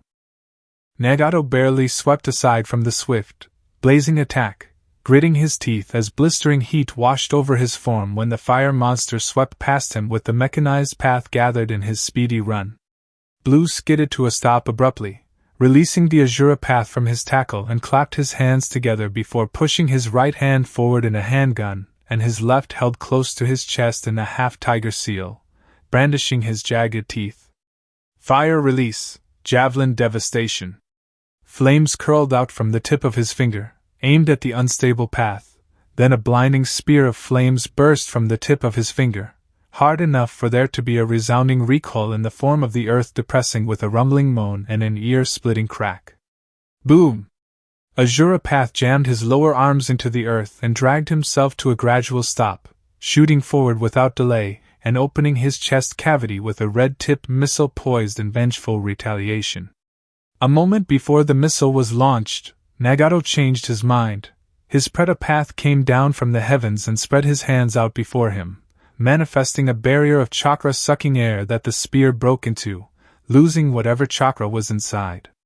The chakra-absorbing path controlled his expression as a shiver ran down his body, pushing away the effects of the new chakra flowing around his system and grounding his teeth when the tips of his fingers blackened, as Azura Path bound over his head and converged on the Blue Uchiha alongside the human and animal paths while the Deva Path stayed back. Blue waited, lowering himself into his fighting stance and bringing down his violent grin. Focus. He pulled his leg back from a diving grab by the human path, hastily stepping away when the soul-sucking path madly came for him on all fours and returning in a flurry of motion with a kick, lodging his foot in the human path's mouth and parting the upper part of his head from the rest of his body. Crack! The blind sniper's eyebrow twitched, and he moved his right arm to his side, blocking a roundhouse kick from the Azura Path, ducked a shot to his throat, rolled under a Rinnegan-eyed lion pouncing for his head and flickered through 3 seals. He stomped his feet at the end. Earth release, mudslide from the merciful one. The earth rippled beneath him, rising and falling like water. The horrifying sight of mud and water covered the decapitated human path as well as the helpless lion summons, though was obliterated by a missile from the mechanical path, who dashed through the smoke and dust, engaging the Blue Uchiha once more. It helped that Blue knew all there was to know about the Rinnegan's abilities. The problem laid on the fact that he didn't know Nagato's proficiency. Blue tunneled a blow to the path's abdomen, yanking his fist back as an elbow came down to dislocate his shoulder, backtracking a step and floating his forearms, blocking an air-shuddering front kick. He snapped his head to the right and pushed the foot back, turning on his heel and crashing his heel into the shoulder of a gorilla rumbling at him, dispelling it once but grunting as a missile smashed into his back. The warhead detonated on contact. Aim's landscape quaked. Nagato felt sweat bead over his brow, partially hidden by the lightened shower falling from the black heavens. His human path was a lost cause at that point, headless and buried under the mudslide Blue had created, and his Preta Path was internally battling against the hellish chakra he had absorbed from the former fiery javelin. He didn't want to risk sending the Naraka Path into the fray, and the Deva Path was going to stay at his side unless he had no other option. Summoning the King of Hell might not work to heal injuries caused by the underworld himself. Call! Call! Call! His purple-ringed eyes glowed with power and narrowed at the blast zone. From inside, Blue swept his arms apart and moved away the smoke, burning a path towards an alarmed animal path with a manic look in his pale white eyes, holding in his right hand a blackish bustle of squawking feathers. The animal's summoning path jumped away, as Nagato called his Azura path to provide support, while the first path called forth more animals, tapping deeply into Nagato's chakra reserves. A giant turtle landed squarely on the Blue Uchiha, and it dried up right away, unable to survive under the heat ebbing from the underworld. Blue punched out of the dead animal and landed on an edge of the cracked shell, whipping out the mass of feathery darkness into both of his hands. It extended into crystalline. On top of the broken turtle's shell, he hoisted the weapon onto his shoulder and slid his hands into place, wedging his left finger on the trigger. His aim was on Nagato. Bang! The Deva path, already before the dying god, slapped away the Saban bullet as it whistled for Nagato's temple, though that diversion opened a chance for the blue sniper. He flipped forward as soon as he pulled the trigger that sent the needle for Nagato's life, facing the animal path as he fell on a crouch on top of giant toad summons and squeezing out 4 needles from the muzzle of his long-range weapon. Tu. That path only had time to raise his hands to shield his face. A needle rammed into his right hand, shooting through and impaling his left eye. 2 dug into his heart, and the last lodged itself in his Adam's apple, sticking between 2 bones of his neck and exiting out of the back. The force of the projectiles took him off his feet and tumbling down the toad's back, where Crow with luminous green eyes dove down with his beak open. Blue freed a hand, holding crystalline down at his side with his right hand, and went through 10 one-handed seals. Lightning release, Black Massachusetts! Crow-Cuckers shrieked. A ball of lightning the size of a football burst from the crow's wide-open beak, crashing down on the immobilized path, and it rapidly expanded, swallowing the helpless path and electrocuting it without remorse, bolstered on by the thin droplets of rain pouring from the sky. The muscles of his body contracted, pulled taut by the electricity coursing through his system, until his heart gave out and exploded in his chest. His eyes popped, his tongue shriveled up and turned to dust, his skin blackened to charcoal and his clothes burned off his form. All the animals the path had summoned dispelled back to their home realms. Crow-Cuckers swooped over the ball of blaring, crackling white death, cawing madly. Crystalline crumbled into crows once more and Blue threw it aside, letting the flurry of feathers to pop out of non-existence as he lifted his right shin to block a knee strike to his gut from the Azura path. The Blue Uchiha dropped his leg and bent back, dodging a laser beam screaming from one of the mechanical path's gaping mouths. He rolled to the side on the ground and pushed off, shooting back and meeting an elbow strike with his forearm. The ground shuddered. Blue's eyebrow twitched, and his grin wavered. "You're very annoying." He clenched his teeth as a lower arm tore an uppercut to his chin, following the momentum of the blow so his feet were 5 feet off the ground and snapped a kick into the path's head, tumbling backwards into a flip and forcing his hands together into the tiger seal, maneuvering his fingers through 2 more seals and crouching on the ground. Summoning Jutsu, Earth Release, Skeleton Clones of the Damned. Skeletal hands broke out of the ground, blackened from the fires of hell, and gripped the Azura Pad's legs, pulling him down. He smashed his fists into them and they crumbled to dust, quickly replaced by 2 more hands that dragged him into the groaning earth. Heat pulsed from the fissures of the ground the path was being pulled through, releasing noxious air that covered the master of crows and the Azura path. Blue felt a tug on the back of his shirt. He was already exhaling crimson death. Fire release, trampling death by bullfire. Universal pull. It was all a frenzy for Nagato.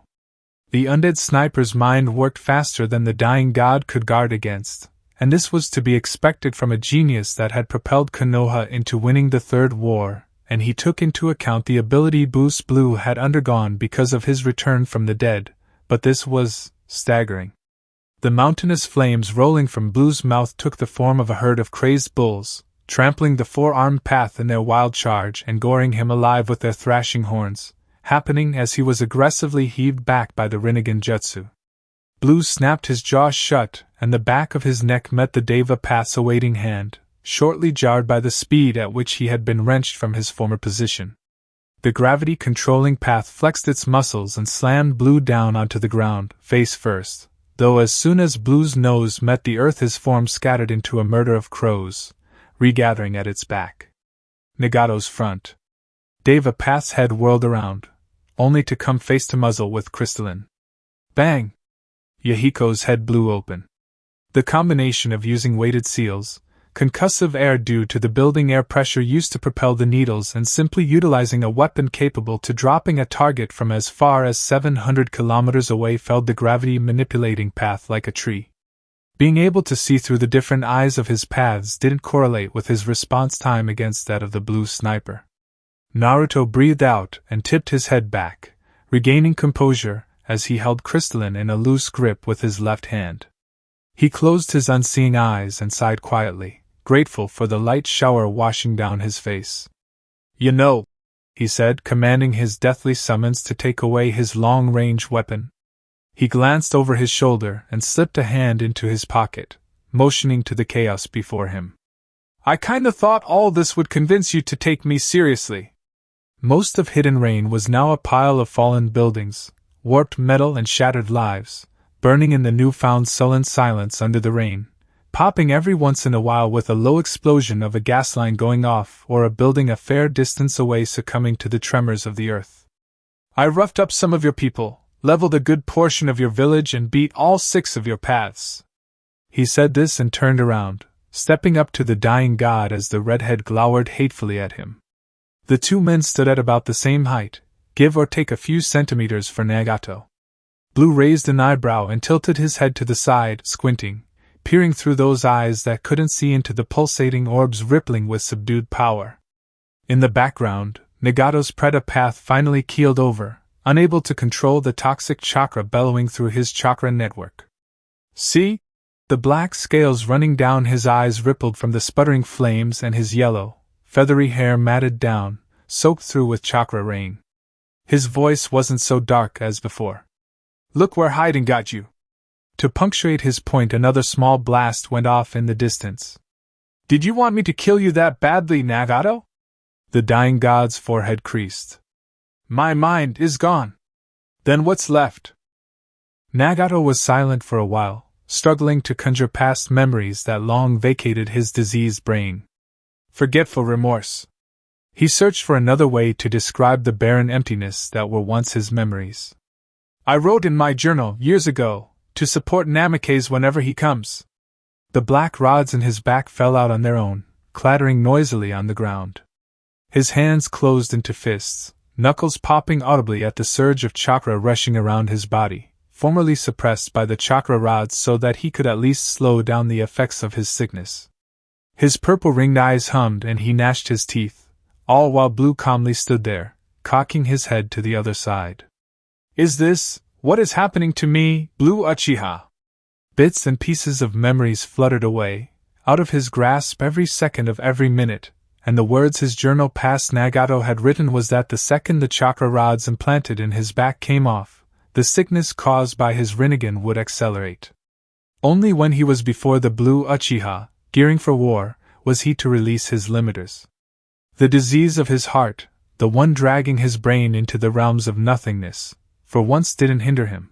He found strength, somehow, someway. In his last moments, Nagato found strength. He didn't know why he obeyed the journal left for him by his past self. They were his words, in his handwriting and tagged with his chakra.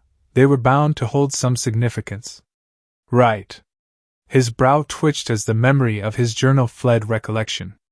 Naruto frowned and took his hand out of his pocket. "I regret not killing you that night, old man." He didn't know Nagato very well, but perceiving the pain of not remembering warring in the dying god's flickering soul was difficult. Regardless of all that, the dying god had brought this on himself. When you were with Minato, you were inadvertently against Blue, and when you were against Blue you were as good as dead. Nagato was going to meet an unavoidable. "Let's do this properly." "Yes, Blue Uchiha." His confusion didn't prevent him from lowering into a fighting stance at the same time as the Blue Uchiha. Two of them gravitated to the same stance, synchronizing their motions. Descending Chaos Whirlpool Fist. An Uzumaki Taijutsu style.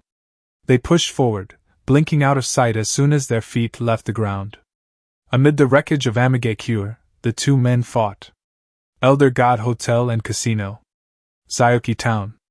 Obito looked down to his right hand and his eyes hardened at the numbers that blinked red at the back of his hand, on his skin in a pulsing red glow, running down by the second.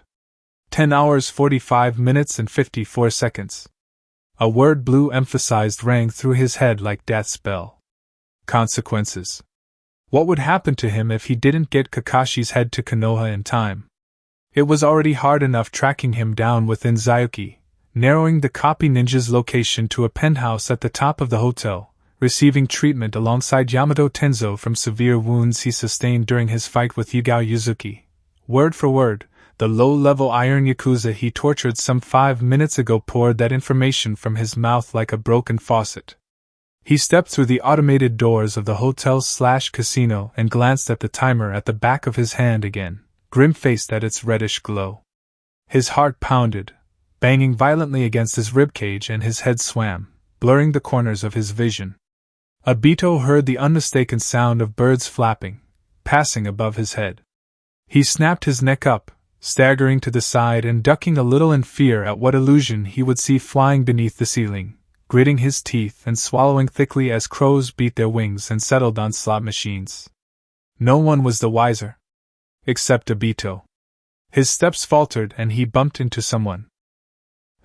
A man in a wrinkled blazer yelled, almost tumbling into the woman he was flirting with. He turned to Obito and exclaimed, "What's the big idea?" He gripped the Uchiha by the scruff of his neck and Obito gnashed his teeth, a fierce expression that made the man finally realize the full state of Obito's warped face. "Whoa, you okay, man?" Obito pushed him away, snapping, "Get off me!" staggering past him and blinking his cold black eyes, rationalizing that the birds only he could see weren't real. At that, he activated his Dujitsu and he tumbled to the floor, bellowing in agony as his eye sockets burned. "Gyahei!" He slapped his face, beating away the flames and deactivating his Sharingan, but stopped when the merciless pain steadily receded as if it was never there. The Uchiha held his face in his hands, raggedly panting and blinking his eyes, feeling a few tears slid down and drop on the red-carpeted floor. "Huh!" He inhaled and licked his lips, sliding his hands down his face and checking for any fire damage with his fingers. Nothing. His hands on his chin and jolting in surprise when he saw that he was on his knees, sweat drenched his shirt, and beads of perspiration crept down his temple. His fingernails were cracked and dirty and his Akatsuki robe was not on his body, even as he didn't remember taking it off. He jumped a little in shock when he noticed all the eyes directed down at him as the occupants of the casino/hotel gawked and whispered at the odd behavior of the strange man kneeling inside the famed Iron Yakuza gambling house. Other eyes also stared at him, beady black ones of the feathery shadows occupying low perches, flying in Obito's delusions. Sorry," he mumbled, shakily getting to his feet and pushing through the gathered crowd. "Move it! All right, pal, you gotta come with us." A hand grabbed his shoulder, and the former member of Akatsuki acted on instinct. A kunai found itself inside the man's stomach, stabbed upwards through his stomach and ripped out as the victim doubled over, only to be pushed off the frazzled Uchiha. Blood oozed from the guard's gut, but Obito was too shaken to hear the man's horrific cries. Obito clenched the handle of the kunai, not caring how blood covered the blade as well as his hands, and he swiped around in a wide circle, scaring off the crowd and the other guards making their way to him. "Stay away! I'm warning you! Take it easy, man!" Someone, a civilian tourist from Fire Country, exclaimed from somewhere in the crowd. "What are you looking at?" he yelled, wildly swinging his kunai and heaving dryly at the slight glimpse of the elapsing time running down on the back of his hand. "Stop looking at me! Stop it! Give him space, people! Leave me alone!" A hand snagged his kunai-wielding wrist and Obito yanked it to him, sending the person into the ground with a clean slice across his throat. This was what scared the crowd away. "I'm doing this for Rin!" the Uchiha shouted over the din of screams, then waving his hands over his head to scare away the crows that followed high, ducked into the fray and pelted up the stairs. Leave me alone! Meanwhile, Kakashi, fatally injured and in no shape to fight or at least defend himself, sent a dog summons to the Yondaime Hokage and leaped off roof of the hotel/casino, hopping from roof to roof away from the insanity-driven Uchiha roaring for his blood. Tenzo, awake, worse for wear and breathing through a tube because of the internal and external wounds he got from Yugao's sword, Lunaya, was left behind, uttering his betrayed gasps to the copy ninja that fled without saying a word to him. There was silence in the loft after Kakashi dove out of the window, punctuated by the sounds of raspy oxygen entering his tattered lungs and the beeping of his life support system regulating his erratic heart rate. He gripped the sheets of the bed as the muscle relaxant and painkiller connected to his life support machine by a slim, silver-haired, dark bodysuit-wearing bespectacled medic was injected into his body. Automated so by new-age machinery invented by an obscure group of engineers. From hidden chill, Tenzo exhaled hotly, rallying in himself his bloodline to hasten the healing process but slumped further into the bed, weak. His oxygen mask fogged up, more so than normal, as his breathing became increasingly rapid and his dimming eyes snapped about the fancy penthouse, battling the relaxing effects of the medicine introduced into his system. Lunaya was a weapon that had no rank because it was only as strong as its current handler, and Yugao being who she was, a war hero, a master swordswoman and a close friend/former wartime teammate of Blue Uchiha, wasn't a lady to scoff at. The sword itself was crafted from a strange metal inside the meteor that crash-landed in Hoshigakure, and the effect of this off-world material against his body ground his self-healing to a painful halt, giving him little option but to rely on the Yakuza medics. His legs were gone from the knee down, and his right arm was sliced down to his shoulder, and seeing as Lunaya had been hilted in his gut for a prolonged period of time, the medic that treated him, a young woman called Kabuto, said that was a reason why he couldn't heal on his own. The sword was what Kakashi had used to barter a safe haven and medical treatment, and that same sword was slung on Kabuto's hip when she was taking care of him, in plain view. He jerked as the front door of the penthouse was kicked in. Kakashi! In aim. Blue clenched his teeth and tightened his core, grunting as an uppercut tore into his gut. He grabbed Nagato's head as he came down and drove his knee into the redhead's chin, hopping back as chakra rods erupted from the dying god's palms. He flicked his wrists and caught the pair of kunai that whirled into his palm, shooting back and clashing the two blades against the black rod. Both ninjas bared their teeth and their muscles tensed, pushing. Aim trembled. Blue's foot raced up and struck Nagato's stomach with a Spartan kick, shoving him back a small step. He twirled the knives in his hands into a reverse grip and diverted the thrown chakra rod to his right, spinning on his heel and nailing the man with an overhead kick, though Nagato guarded with his forearm and shifted his head away from a kunai strike, slapping the other one away and leaned back from a rising knee from the Blue Uchiha.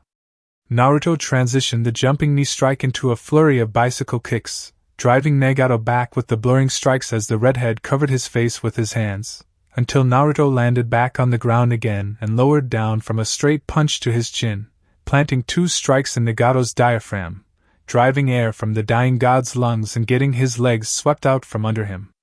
Before his back met the ground, his Rinnegan saw chakra concentrated in his deadly opponent's legs and lower abdomen, charging up as Blue's right leg reared back and his left leg fastened itself into the ground with a thud of chakra.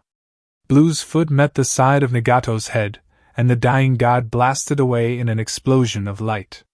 Boom! The Rinnegan god bounced on the solid earth thrice, righting himself on his fourth skip and melding gravity around him to slow him down, digging a pair of chakra rods into the ground to stabilize himself, and summoning a giant clam as the fire monster came out with a blistering shoulder tackle. The clam blew apart as Blue passed through, stalled only a millisecond in his advance, but that was enough time for Nagato to find his second wind. Aiming at the incoming master of crows, his knuckles cracked and he pulled his left arm back. Releasing the coil, he bellowed, "Almighty push!" The tumbling gravity attack clipped Blue's shoulder, sending him tumbling into the side of a fallen building, only for that Blue to dispel with a pop. Nagato turned around and lifted his left forearm, blocking an elbow for his nose, and returned his own elbow, dispelling that clone, shifting away from a flying kick and smashing his fist into that airborne clone's lower back. His eyes widened as a pair of human hands broke out from the ground and gripped his ankles. He jumped, propelling himself with gravity manipulation and hovering some feet from the ground. The blue in the ground leaped out and flicked through a set of seals, but Nagato wasn't deceived. He raised a barrier and hundreds of dark brown stakes from behind him broke against it. Earth release, Wolf's Bane. Silvery metal twinkled inside the shattered pieces of earth, falling and sparking against each other at the slightest touch. Naruto clapped his hands, snarling. Burn!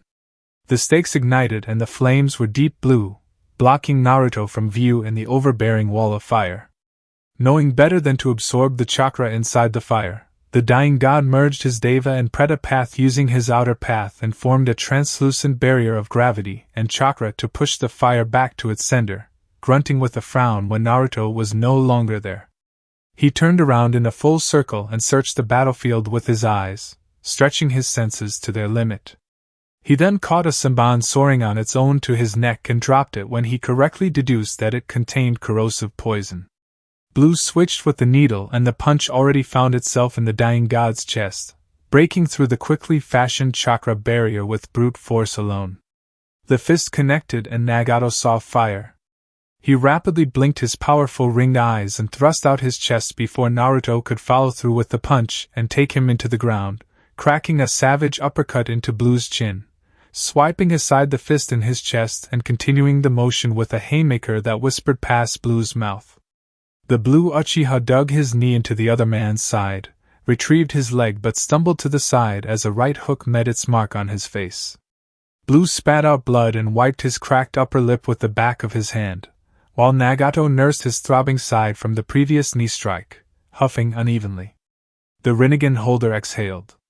Earth release, swamp of the underworld. Earth release, scorched desert plain. The encroaching swamp was countered by the hardened earth, though the younger of the two bound ahead of his jutsu in the mad tussle for dominance, and his blind eyes narrowed, slamming his knee into Nagato's guard and then bringing down an axe blow that rattled the Uzumaki's brain inside his skull. He stumbled forward and fell onto his face, lifting himself back to his feet with gravity manipulation with a bellow of absolute rage, only for Blue's switch kick to shake his senses once more. The dying god tumbled down to his knees and two hands came from behind him, grabbing onto his head, one hand on his chin and the other at the top of his head. Blue hissed in his ear, the black scales of his face rippling with chakra and his blonde hair fraying as he gnashed his serrated teeth. We're done here! Snap! He snapped Nagato's neck with a harsh twist. The blue sniper released the dead Uzumaki, half-stepping back and exhaling tightly, coming down from his hyper-awareness after every subsequent breath entered and vacated his lungs. His white orbs twitched and the scales receded, disappearing along as his teeth normalized again, and his feathery blonde mane returned to black with a single blonde stripe running into the long fringe covering most of the right side of his face. The scales of his hands took a bit longer to force away, as he felt like his business wasn't done. The end was too abrupt. It came so suddenly. Blue had half a mind to suspect that the person whose neck he had broken was some form of doppelganger. He checked. Yes.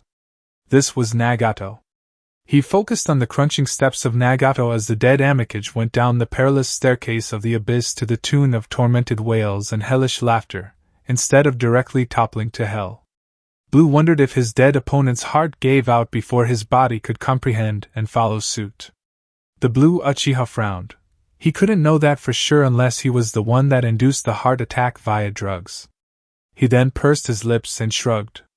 Whatever. The landscape that used to be hidden rain was treacherously quiet, unmoving.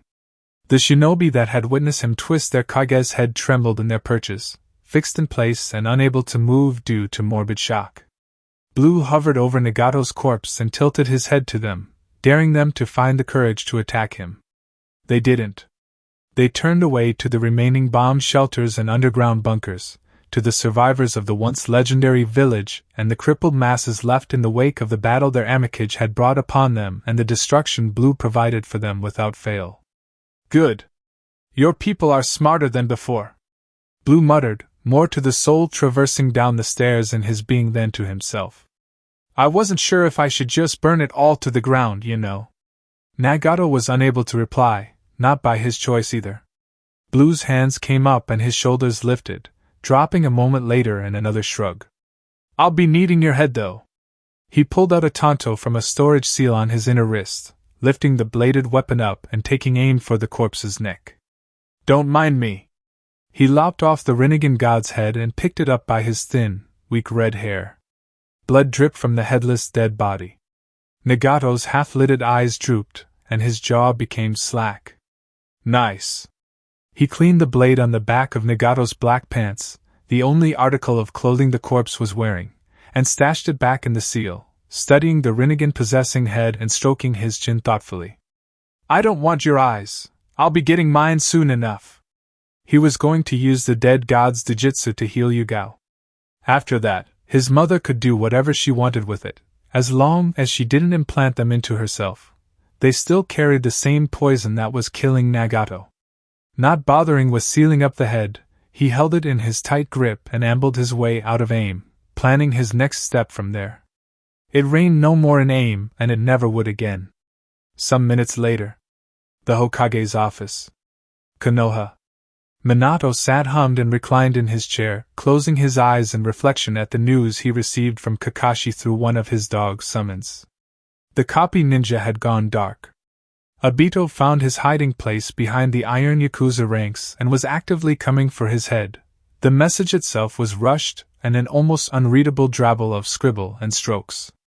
It didn't mention Tenzo or his fate. Yugao too, for that matter.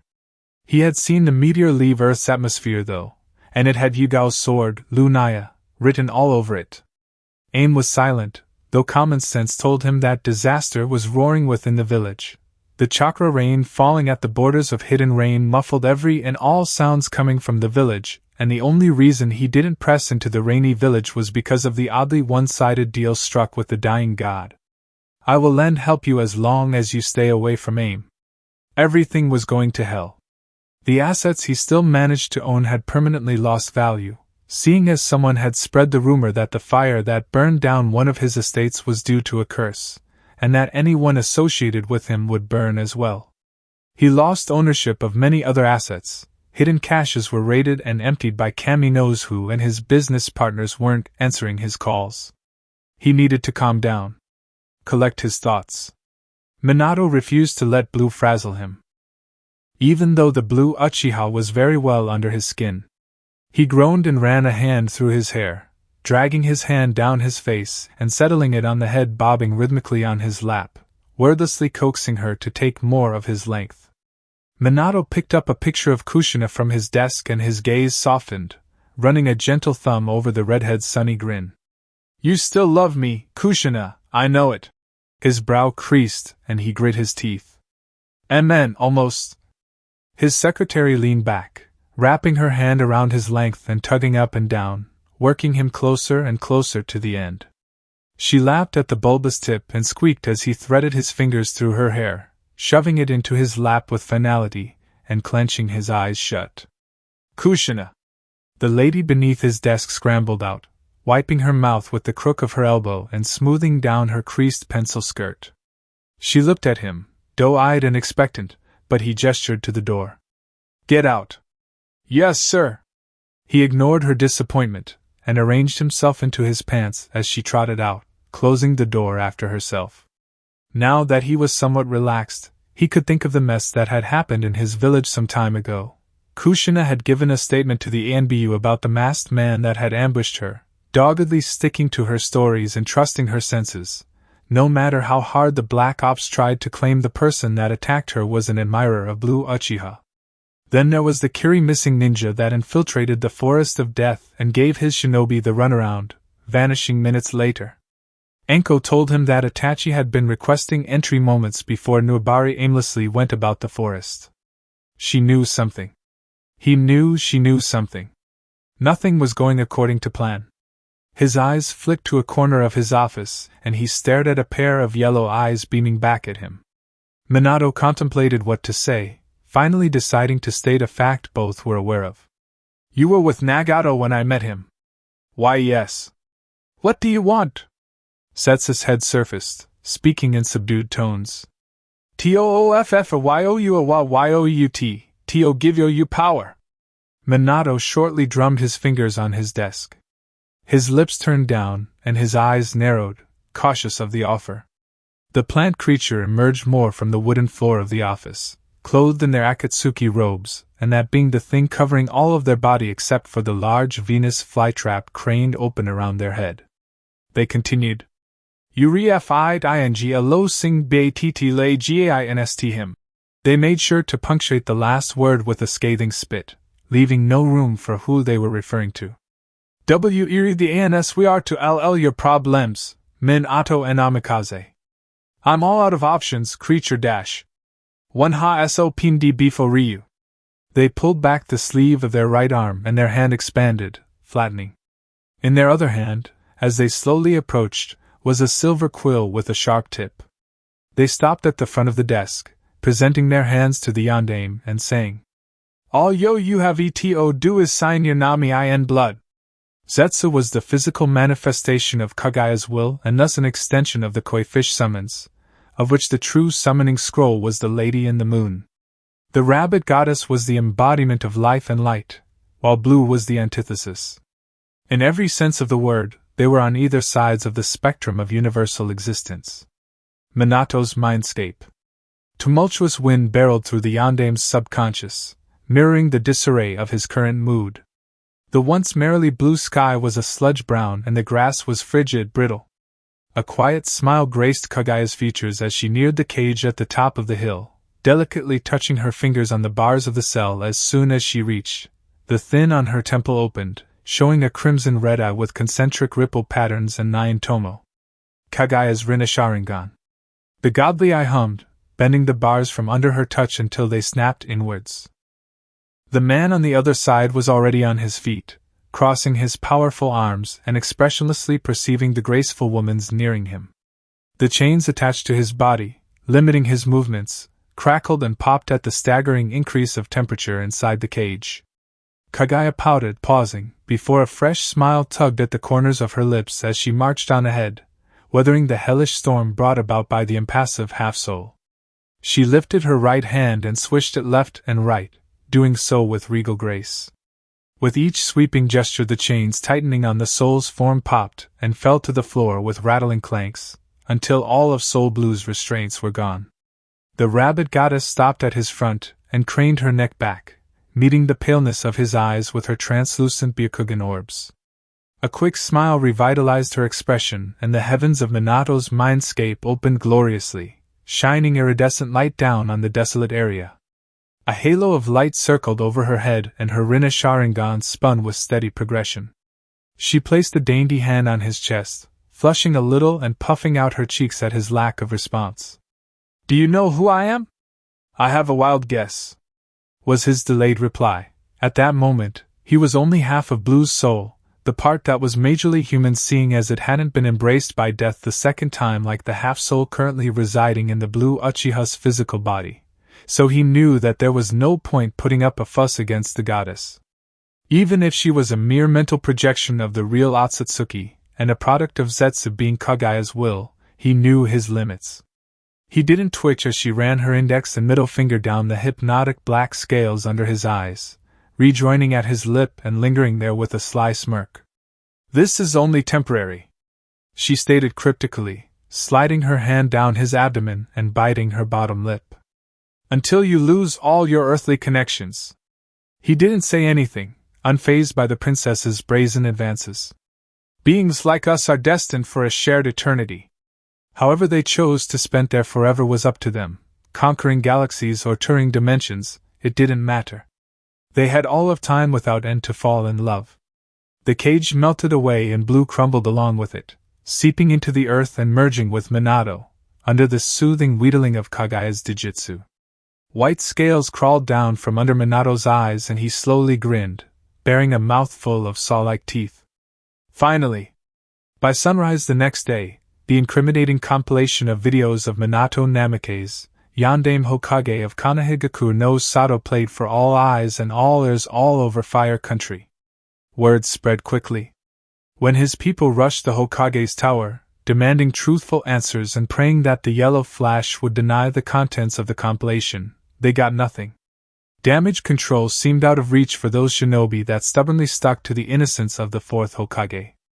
Minato's friends managed to enter the tower, and they came upon the closed doors to his office. His secretary informed them that the Hokage was no longer in the village.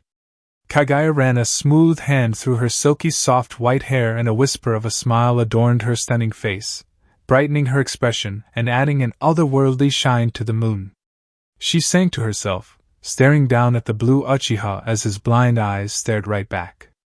Robed in his pitch-black cloak, he looked neither happy nor sad but rather expressionless and impassive. The goddess's eerie song echoed. Only him. Author's note. The side story was, at first, meant to be somewhere inside the main story, but I ended up cutting it out and putting it down here 'cause it's too long and it'll break the flow of the fight between Naruto and Nagato. And now. Side story. Man of the Outer Path. It was late in Kumo.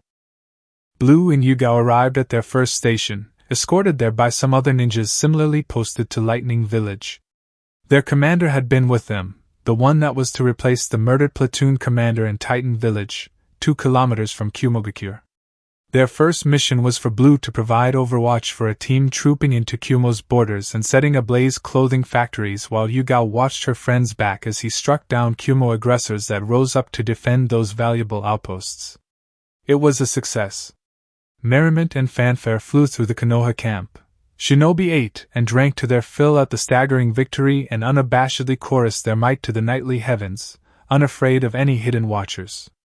They were spread out in small assemblages of tents and campfires, mostly each team to their own and mingling ever so often, and the 2 youngest shinobi were nestled warmly close to their own crackling fire. The pair declined any offered sake. Yugao was curled up in a fetal position, her back to the humble fire and hugging her third katana. It was nearing winter, so she was wearing a woolen turtleneck sweater and long pants with ninja sandals, all clothing her father had gotten for her days before her stationing, though she still shivered in her sleep as chilly wind wafted through their small encampment of 1 tent, 1 campfire and a bubbling pot of pork stew sitting atop a metal stand. She had eaten to her fill and had nodded off to the sounds of celebration coming from the rest of the camp. Blue stared at the sleeping girl and sighed, crawling into their tent and coming back with a blanket in his arms. He draped it over his friend and sat down with a tired huff close to the fire, warming his hands. He was also in warm clothes, though not as warm as his friend because even though he was a long-range specialist, he valued mobility. He wasn't feeling very tired, not yet anyway, so he picked his mid-range launchers from his backpack and began tinkering with them, adjusting the touchy trigger mechanism and looking into why it kept jamming once they overheated. Yugao told him to wake her up when he was heading to bed so she too could crawl into their tent. She wasn't much for sleeping by herself and he couldn't blame her. This whole situation was intimidating. They were in enemy territory and the road they took coming to Kumo wasn't exactly child-friendly. Blue breathed out softly and paused, his left hand holding a tiny screwdriver and his left secured a mid-range launcher to his lap. His cerulean eyes were transfixed to the bubbling pot of food over the fire as he reached for a tin cup of water, taking a large swallow. Then he looked to his right and his 3 Tomo Sharingan spiraled into activation, sluggishly whirling in his sockets. "Who are you?" A man in his early 20s blankly stared into the orange campfire. The piercings on his face stood out prominently to the child's careful digitsu. After that was his deep red hair and how it weakly flopped down his face, covering the right side of his face. Blue's Sharingan provided him a good look into the genetic link between this person's chakra and his Uzumaki crushes. The ominously unwavering eyes of the man stayed on the fire. His purple with black ringed eyes trembled a second later, and he closed them, replying, "A dying god." Despite himself, Blue scoffed. "Don't kid yourself, old man. I have been diagnosed with an unknown heart disease." The dying god muttered, gripping his knees hard enough for his knuckles to turn white. "The muscle lining of my heart will gradually lose its thickness, and each cycle of blood through my body will spread disease cells to my brain, until I drop dead one day, weak and missing sections of my precious memories. Dropping his guard somewhat but yet still keeping his eyes trained on the somber newcomer, Blue said, I don't get it, why are you telling me this? He frowned, annoyed and frustrated. What is with old people just coming and talking to me like they want something? Am I a pedomagnet or something? Huh! Is that what I am? First it was the Sandaime, smiling and complimenting him for his inventions, then that toad sage and his student Minato were hiding in the bushes, watching him and Yugao as they lounged on a park bench during school hours. Just some days ago too, as he was sulking in Ichiraku Ramen after he was rejected by his crush, the snake Sannin offered him a listening ear and her hotel room to spend the night until his deployment the next day. Orochimaru, most of all and of all people, was being the most overly familiar with him, making him promise to write to her every once in a while. It weirded him out, but he was fine indulging. Blue didn't know how he would react if or when Orochimaru made the wrong move on him. Cross that bridge or whatever. Now some other man made himself comfortable by their campfire, as Blue was sipping water from a tin cup and keeping careful vigil over Yugao. I'm 20, you fool. I'm not old. The god hissed, briefly glaring at the boy and mildly impressed when the child didn't curl away from his dark look, rather returning a glower of his own, his Sharingan churning steadily. The redhead sighed and looked back at the flames. And an old friend used to tell me that strangers have the potential to be the best of friends. And out of all these strangers, you chose an 8-year-old boy. Were Blue's bewildered words, dropping his tin of water close to Yugao and flicking a short look at her, confirming that she was still soundly asleep and basking in the warm ebb of their campfire. Maybe because you are Uchiha. You probably have already guessed my clan of origin. The boy's Sharingan imperceptibly sped up. The Uchiha and Uzumaki are cousin clans, so you know.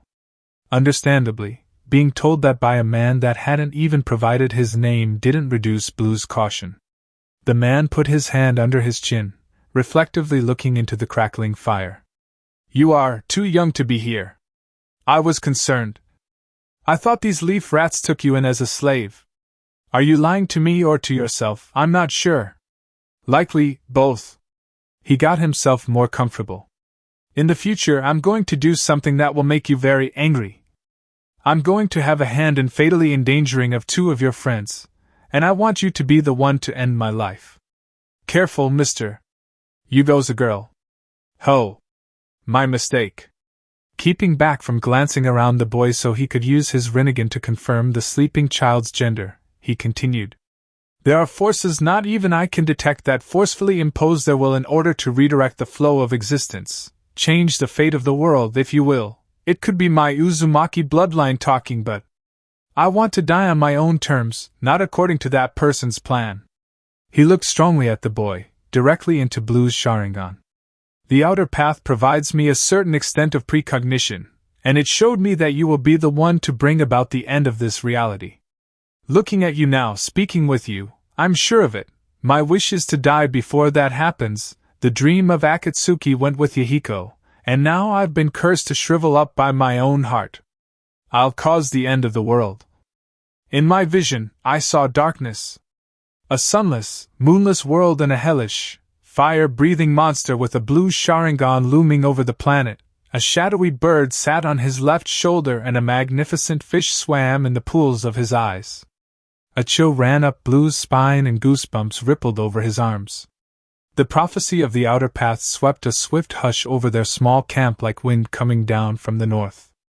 Not sure if he should speak after hearing such mortifying words, the boy mumbled. You should write that down, it'll make a great story. When my mind leaves me and my heart is on its last heavy beats, you will come from my life, and I will resist.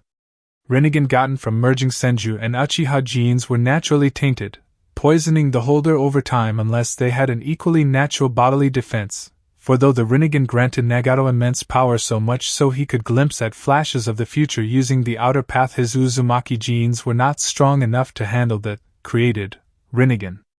Or it could be a poison from overexposure to an unmasked Hanzo the salamander that weakened his Uzumaki genes. Amnesia would claim his memories and sickness would grasp his heart, though in his last moments, he would find the power to resist. till his heart gave out. The child tilted his head to the side, simply saying, "I'm Blue. I'm Nagato. I can kill you now if you want." "How would you do that?" "Still figuring that out." He didn't need to confirm with his Sharingan that the man bearing the mysterious ring Dijitsu was a sturdy figure. Till we meet, Blue Uchiha." Nagato didn't want to rush the inevitable, so he bowed his head in farewell. He rose up to his feet and gave Blue his back, steadily treading away from their camp. It was an unspoken way of saying that his guard was down, and this, of all moments, was the boy's best chance at shooting a needle into his head. No strings attached. No hidden defenses. No ulterior motives. Whether it was now or later, Nagato wanted to die. Blue didn't take the shot.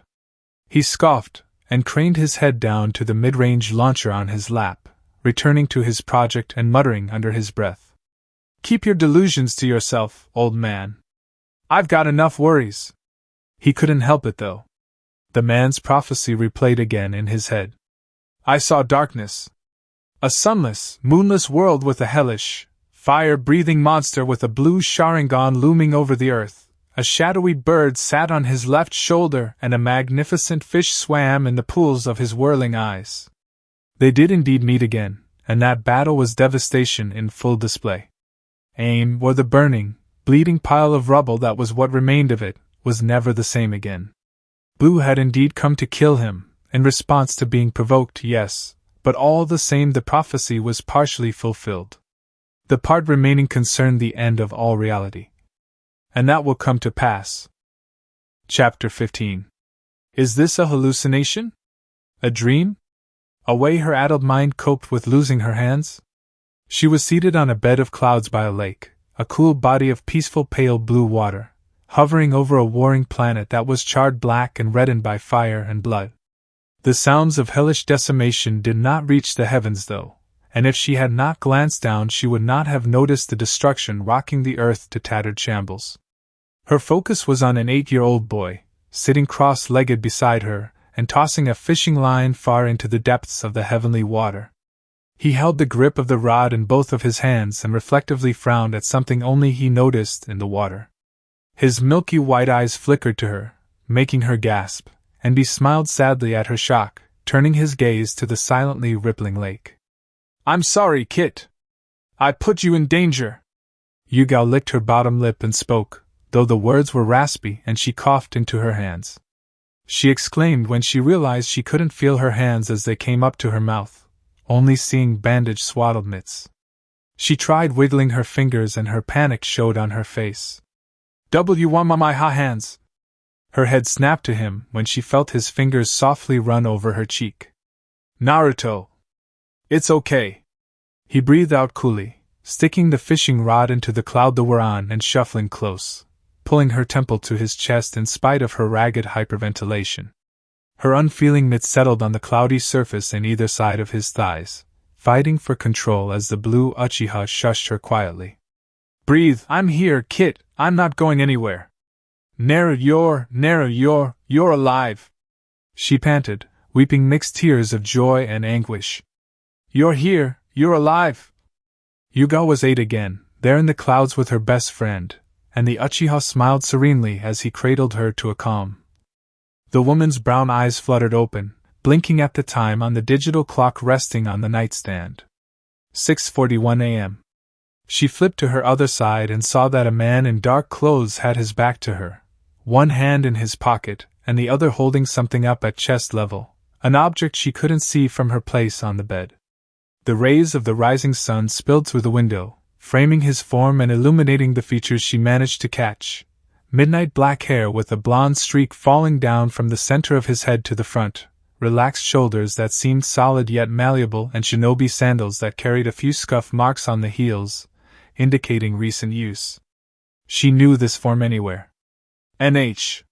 She winced, sitting up steadily, making the person jump a little at the sound of her efforts to shift closer. NH. Naruto? The Blue Uchiha hummed, scratching his chin with the hand formerly in his pocket, and saying, "Can you believe this girl?" He turned around and Yugao's eyes widened at what was in his hand. She took a plastic mold of my dick and made a friggin' dildo. He gestured incredulously at the hot pink rod in his hand. His circular shades briefly dipped down his nose. Balls and everything! He ambled to the slack-jawed cat lover, casually sitting on the bed and wiggling the tool in his best friend's face. Look at this thing. How'd she even get this? The purple-haired woman quietly sounded, not completely sure if she was 100% awake. Her closest friend was waving around a neon pink dildo molded to perfection after his dick. How she knew the authenticity of the dildo didn't matter. It's very flattering, Blue. She pushed that thing away from her face with her bandage mitts, smiling at the laughing smirk playing on his face. But I'm good. You didn't have to go through all this trouble to make me a dildo. Why? She closed her eyes, pursed her lips, and nodded unfortunately. I'm good. The door burst open and a crimson-cheeked Kabuto stormed in, snatching the pink dildo from Blue's hand. She sealed it into a scroll from her pocket and turned away from them. Her large glasses were fogged up and her silver hair, styled into a short ponytail, was frizzy from distress. She hugged her arms around herself, knowingly accentuating the dips and curves from the bodysuit she wore, and muttered from pouted lips. My love, what else did you see? Yugao was just there, stunned, until she realized that Blue had taken cover at her side. Despite his guarded stance, they're using the ex-Konoha ANBU as a shield, he said. You mean those repeat videos of me sleeping? My love is so cute when he's defenseless. Kabuto exhaled, gripping her heart and flushing pink. Her eyes turned into thumping hearts and both friends recoiled as the medic took a slinking half-step to them. I couldn't help myself, and the way you snore. She bit her bottom lip and her eyes rolled up into her head, ecstatic. I can't sleep unless I hear your beautiful breathing, my love. Ea Kabuto. Blue called, his voice a reluctant whisper, as if speaking the Yandera's name would make her materialize above him. The silver-haired medic squealed delightfully, pleased beyond reasonable words that he had called her name, taking another half-step to them and in turn making the two high-ranking shinobi flinch back.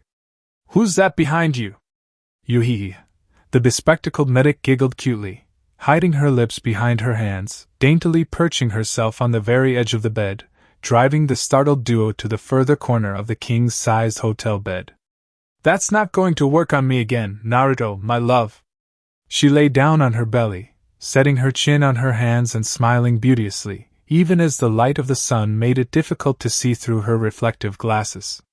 Her knees bent and Yugao wasn't sure how to feel with how the younger woman's bodysuit hugged every dip and curve of her body, envious or appreciative of the sight, for even though she wasn't really interested in sleeping with anyone didn't mean she didn't like staring. Kabuto whispered, singing. Not again. Blue cursed under his breath. Yugao honestly wanted to know why she too was curling away from Kabuto, seeing as she had saved her when the paper user attacked her. But then and now she saw the intensity of devotion all over the medic's face. Blue also told her stories. A shudder traveled through her soul. Being between the 18-years-old medic and her Uchiha friend suddenly didn't seem so good for her health. The primal hunger on Kabuto's face darkened her bespectacled gaze and Yugao's instincts went wild. Sorry, dude. Blue's shaded eyes bugged out. Kit? The purple-haired woman dove out of the way, just as the medic leaped forward, landing squarely on Blue, wrapping her legs around one of his and her arms came up under his shoulders, dragging her tongue up his neck to his ear. Blue gagged at the dual sensation of hearing and feeling Kabuto run her tongue up the side of his face, tumbling onto the ground, not caring for the person clinging to his body, grinding into his leg and groaning like a sex-starved animal. He managed to get his hands over his head and pushed his heels into the carpeted floor, hacking in disgust all the while his rabid stalker trembled on him, intoxicated by his smell and taste. He flipped to a handstand, somehow not shaking her off but ending up being offset by the bodysuit wearing medic's added weight, falling to his front with a hard thud. There was a flurry of motion after that, feathery blackness intertwined with an increase in the tempo of Kabuto's grunting, rolling about the floor of the hotel suite, until a series of quick maneuvers later and both of Blue's feet were wedged into the IWA orphan's stomach. The Uchiha exclaimed, triumphant, and pushed out his feet. Kabuto broke through the hotel window, shattering the glass and screaming joyous sounds of masochistic ecstasy on her way to the paved curb outside the hotel. Yugao gasped and ran to the broken window, as her friend got off the floor and dusted himself down, bringing out a handkerchief and rubbing his of Kabuto's spit. The purple-haired lady's bandaged mitts went to her mouth, seeing the medic's spread eagle on the ground, gasping for dear life and mewling with her eyes rolled up into her head. Pedestrians and road users of Zayuki were unsure of what to do with the moaning teenager, or if her descent from the top floor of Elder God Hotel and Casino was the work of the Iron Mafia, the Yakuza that owned and controlled that section of the gambling town. The Blue Uchiha glanced over Yugao's shoulder, at the speck of humanity laid out on the curb 13 stories down, doing so as if his milky white eyes could see. He hummed, vaguely impressed, and said to the gobsmacked swordswoman, "She'll be fine." "What the fuck?" Yugao intoned to herself, amazed that falling that many stories either killed Kabuto nor phased the Uchiha sniper. "What the fuck?" The man chuckled, patting the kunoichi's shoulder. "Yeah, Kabuto's not exactly right in the head." He then shrugged, admitting, "Well, no one's sane in this world." She faced him, numbly staring when he took her left hand and began unwinding the bandages. The question didn't need to be uttered, though his reply needed to be voiced. Blue nodded, saying, "It's hard to explain, or is it that explaining is hard?"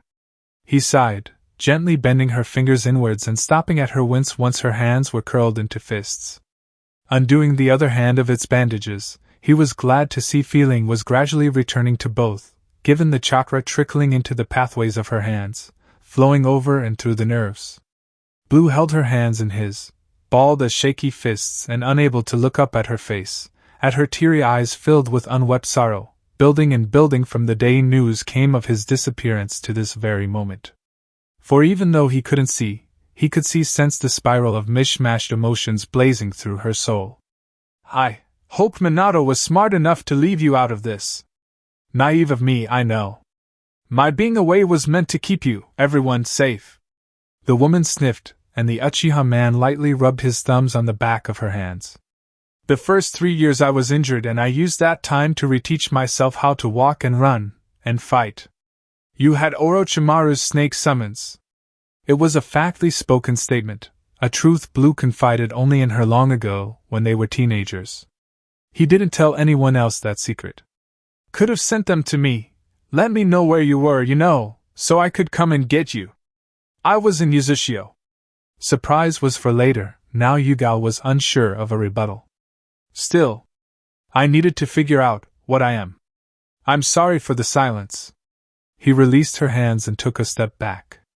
"There are galaxies worth of knowledge in my head and the evilest of blessings in my body. I even know what planet the metal used to make your lunai came from and the origin of astral kenjutsu. Yugao's secondary sword art, the one she used to send Conan into deep space. Despite all these amazing and catastrophic info, I don't know how to make it up to you. Or anyone else hurt by his absence. How do I make this right?" The former Leaf Ninja's face twisted into a frown, fighting down the emotions bubbling up her gut and pushing up her throat, threatening to spew righteous fire on her best friend. He stood there with his back straight, and his shades properly covering his unseeing eyes, waiting for her to tell him what to do. She shook her head and pointed at the scroll the medic sealed her bright pink dildo inside, fallen from her pocket when Blue was desperately trying to toss her off him. His eyes followed down where the skeleton of her chakra system was pointing, and he paled. "Choke on your dick," she ordered, hardly speaking over a burning whisper. His mouth flapped wordlessly. He gulped, searching for what to say. Is there maybe anything else I can do?" Cold sweat broke out over his brow, paling more so yet turning purple at the thought of getting that pink tool into his mouth. He nervously proposed, laughing. "What about a foot rub for the next one? No 5, no 10 years. That, or I'll kick you in the junk whenever the hell I want and how many times I fucking want." That didn't sound so bad. It was certainly better than gagging on a dildo. The wordless hint that the kick would come at any time and without limit chilled him into second thoughts, enough for him to wonder if he should just down the pink dick and get it over with once and for all. Yugao crossed her arms and raised an eyebrow, the very image of unforgiving patience. All on you, dude. 2 minutes later, room service arrived with a silver trolley of assorted dishes and treats, following up on a call an hour ago to deliver it exactly at this time. His fist came up to knock on the door, but he stopped himself when he heard a distinct crunch, then a thump, and lastly by a feeble moan. My children! 6:55 a.m. Wave country. Kakashi gripped his stomach, clenching his teeth at the torn stitches. Pain tears prickled the corner of both his eyes at the internal bleeding. He staggered past a tree, leaving behind a bloody hand print on its trunk and stumbling into a wide opening leading up to a sharp cliff, tripping on a rock and snapping his teeth at the weak tremor of his legs as he hobbled toward the sound of crashing water. Vision in his left eye blurred, dimming under his exhaustion and the burning in his chest from running for some 10 hours straight. Running and hiding. Blood oozed out from his split-open gut wound, staining his fingers and the material of his light green singlet. He didn't have the luxury of packing his joining vest in his rush. The cut on his stomach from Lunaya refused to be healed, but that wasn't the wound driving air from Kakashi's lungs. His once-healed broken ribs snapped inwards and were dangerously pressing into his left lung, and throughout the chase he was doing his best to not aggravate them into puncturing his lung. In his haze to sustain his life, his legs took him to Wave. The place Minato murdered Blue, although that information was so tightly under wraps that no one but he and his sensei knew of it. Camaraderie of the strong, Minato called it. Two people that would do anything to get strong. Kakashi killed Obito for his eyes, though getting only a single one, and subsequently silenced Rin when she was getting too agitated, while Minato took care of Blue for his vast wealth of knowledge and resources. Teacher and student were morbidly connected, and Kakashi was pleased at the prideful glow his sensei blessed him with. They both killed Uchiha. It was the closest he felt to his teacher since being assigned to Team Minato. Water droplets splashed over the sharp edge of the cliff, and he finally fell as his legs gave out, yanking off his mask and breathing tiredly with his mouth open. He closed his right Sharingan eye, chakra fully expended long ago. Running on fumes, and now he was bone-tired. He just wanted his teacher's approval. That was all he wanted. Gnashing his teeth, tears trickled from his eyes, using the little strength of his right arm to push himself to a sitting position, flinching at Obito when the Uchiha exploded out of the forest, toppling to his knees and almost falling to his face if not for his arms propping him up. The supposed dead Uchiha inhaled and exhaled, a ragged sound of tapering adrenaline. Obito's head snapped up, glaring at his stubborn target. Kakashi visibly crumbled at the sight of his crazed former teammate. Blue veins throbbed around his eyes, his clothes were torn like the Hatakis from pelting full tilt through the forests of Fire Country, scratched with dirt and blades of grass from their chase through a lemongrass field in Grass Country. The Hataki would have wondered why the Iron Yakuza, who he paid for full protection, didn't lend a hand in this ordeal if he didn't already link his medic, Kabuto Yakushi, to the renegade snake Sannin. Her snake-summoning tattoo was briefly visible when she pulled up the sleeves of her bodysuit. Blue's mother might have been why the Iron Yakuza didn't help him. Even as if the Yakuza kept normal ninjas and civilians uninvolved with the chase. Bringing himself back to the present, he held up a hand for Obito when pushed himself to his knees, still breathing heavily with his shoulders slumped down and his back hunched forward. Stop! The Uchiha didn't listen to his desperate shout, heaving to his feet and glancing at the back of his hand, limping to Kakashi. I said stop, Obito! Shut up and die, Hataki! The Uchiha snarled in a deathly mumble. The time on the back of his hand was ticking. 1 hour 4 minutes and 50 seconds. 1 hour, 4 minutes and 50 seconds until consequences. Obito whipped out a short, bent piece of rebar. This is for Rin. Kakashi shuffled back, nearing the edge of the cliff Blue's corpse was been tossed from, yelling. All this for that spineless girl? You remember she was there when I dropped those rocks on you. She looked the other way. Obito's brow twitched, slowing a little in recollection of that day. She was scared. I don't blame her. You're even making excuses for her. The Hataki roared, stopping short of the edge and wincing at the freezing water droplets that washed up from the ocean below. His blood ran cold, catching a glimpse of the jagged rocks at the bottom, sharp and merciless. She could have stopped me and she didn't. I don't care. The formerly masked Hataki huffed urgently. His right hand flopped down, and his left tightened against the torn slash on his gut. You want to kill me this badly? His heart banged in his chest, watching Obito approach. I did you a favor, idiot! You could have been doing so much more with those eyes. They were my eyes. He gripped the silver-haired man by his thin vest and pulled him to his feet, sparing no time and plunging the rebar into Kakashi's gut. The impaled man gasped blood, his legs quivered and his hands came up to Obito's shoulders, shaking terribly at having his stomach stabbed and a kidney ruptured. The Uchiha twisted, straining to hold all of Kakashi's weight, but unrelenting to not make the Hataki's death painless. I've waited 11 years for this. Cock! Kakashi coughed, slouching into the person he thought he killed that many years ago. The dash, that long? Yeah. Obito tore out the rusted rebar and ripped it into Kakashi again, perforating a lung. That long? 50 minutes to spare. More than enough time to decapitate Minato's student and deliver it to the Hokage's mansion. Unless consequences. Kakashi shook in his hold. The icy hot fingers of death slid up his feet and gripped his heart. I won't. Exhaled sleepily, jerking at another stab, one that located his liver, among other organs. His lungs were collapsing and blood poured from his stabbed wounds, as well as from the internal damage, making his words thin and wheezing. I won't give you the essay, 'tis fac shun. That's so? KSHH. 2 more stabs ripped into Kakashi's deflating right lung. The broken ribs on his left side long since punctured his other lung.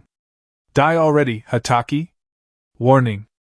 Mustering the last remnants of his strength, he leaned away from Obito and rushed back forward. Crack!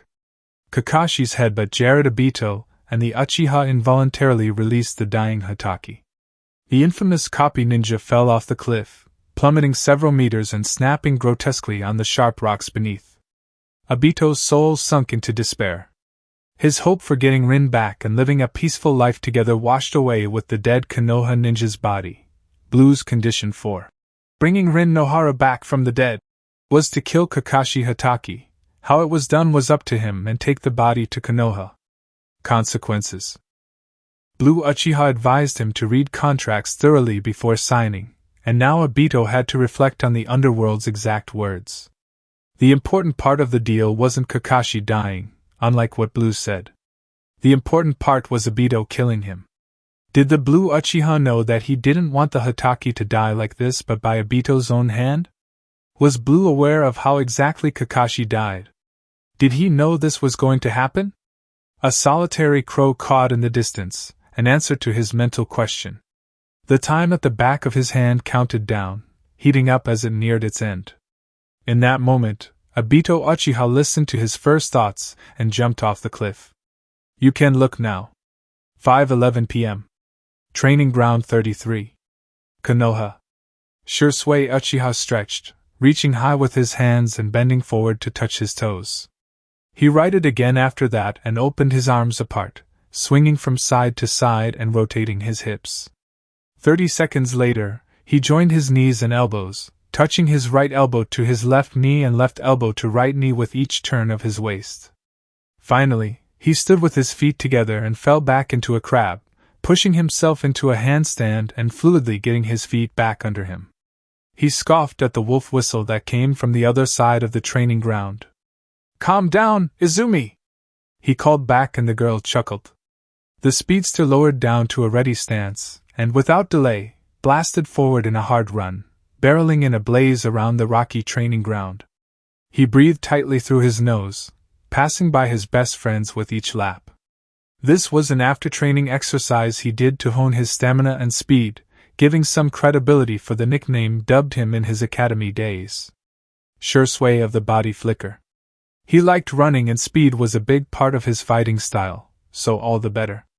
Something he didn't like were the whispers among his classmates, and the academy at large, that he was stronger than Itachi and Izumi. These whisperings weren't enough to tear them apart, testament to the depth of their friendship. They were all strong in their own way. Itachi was far smarter and cool-headed, logically because he was a whiz at genjutsu.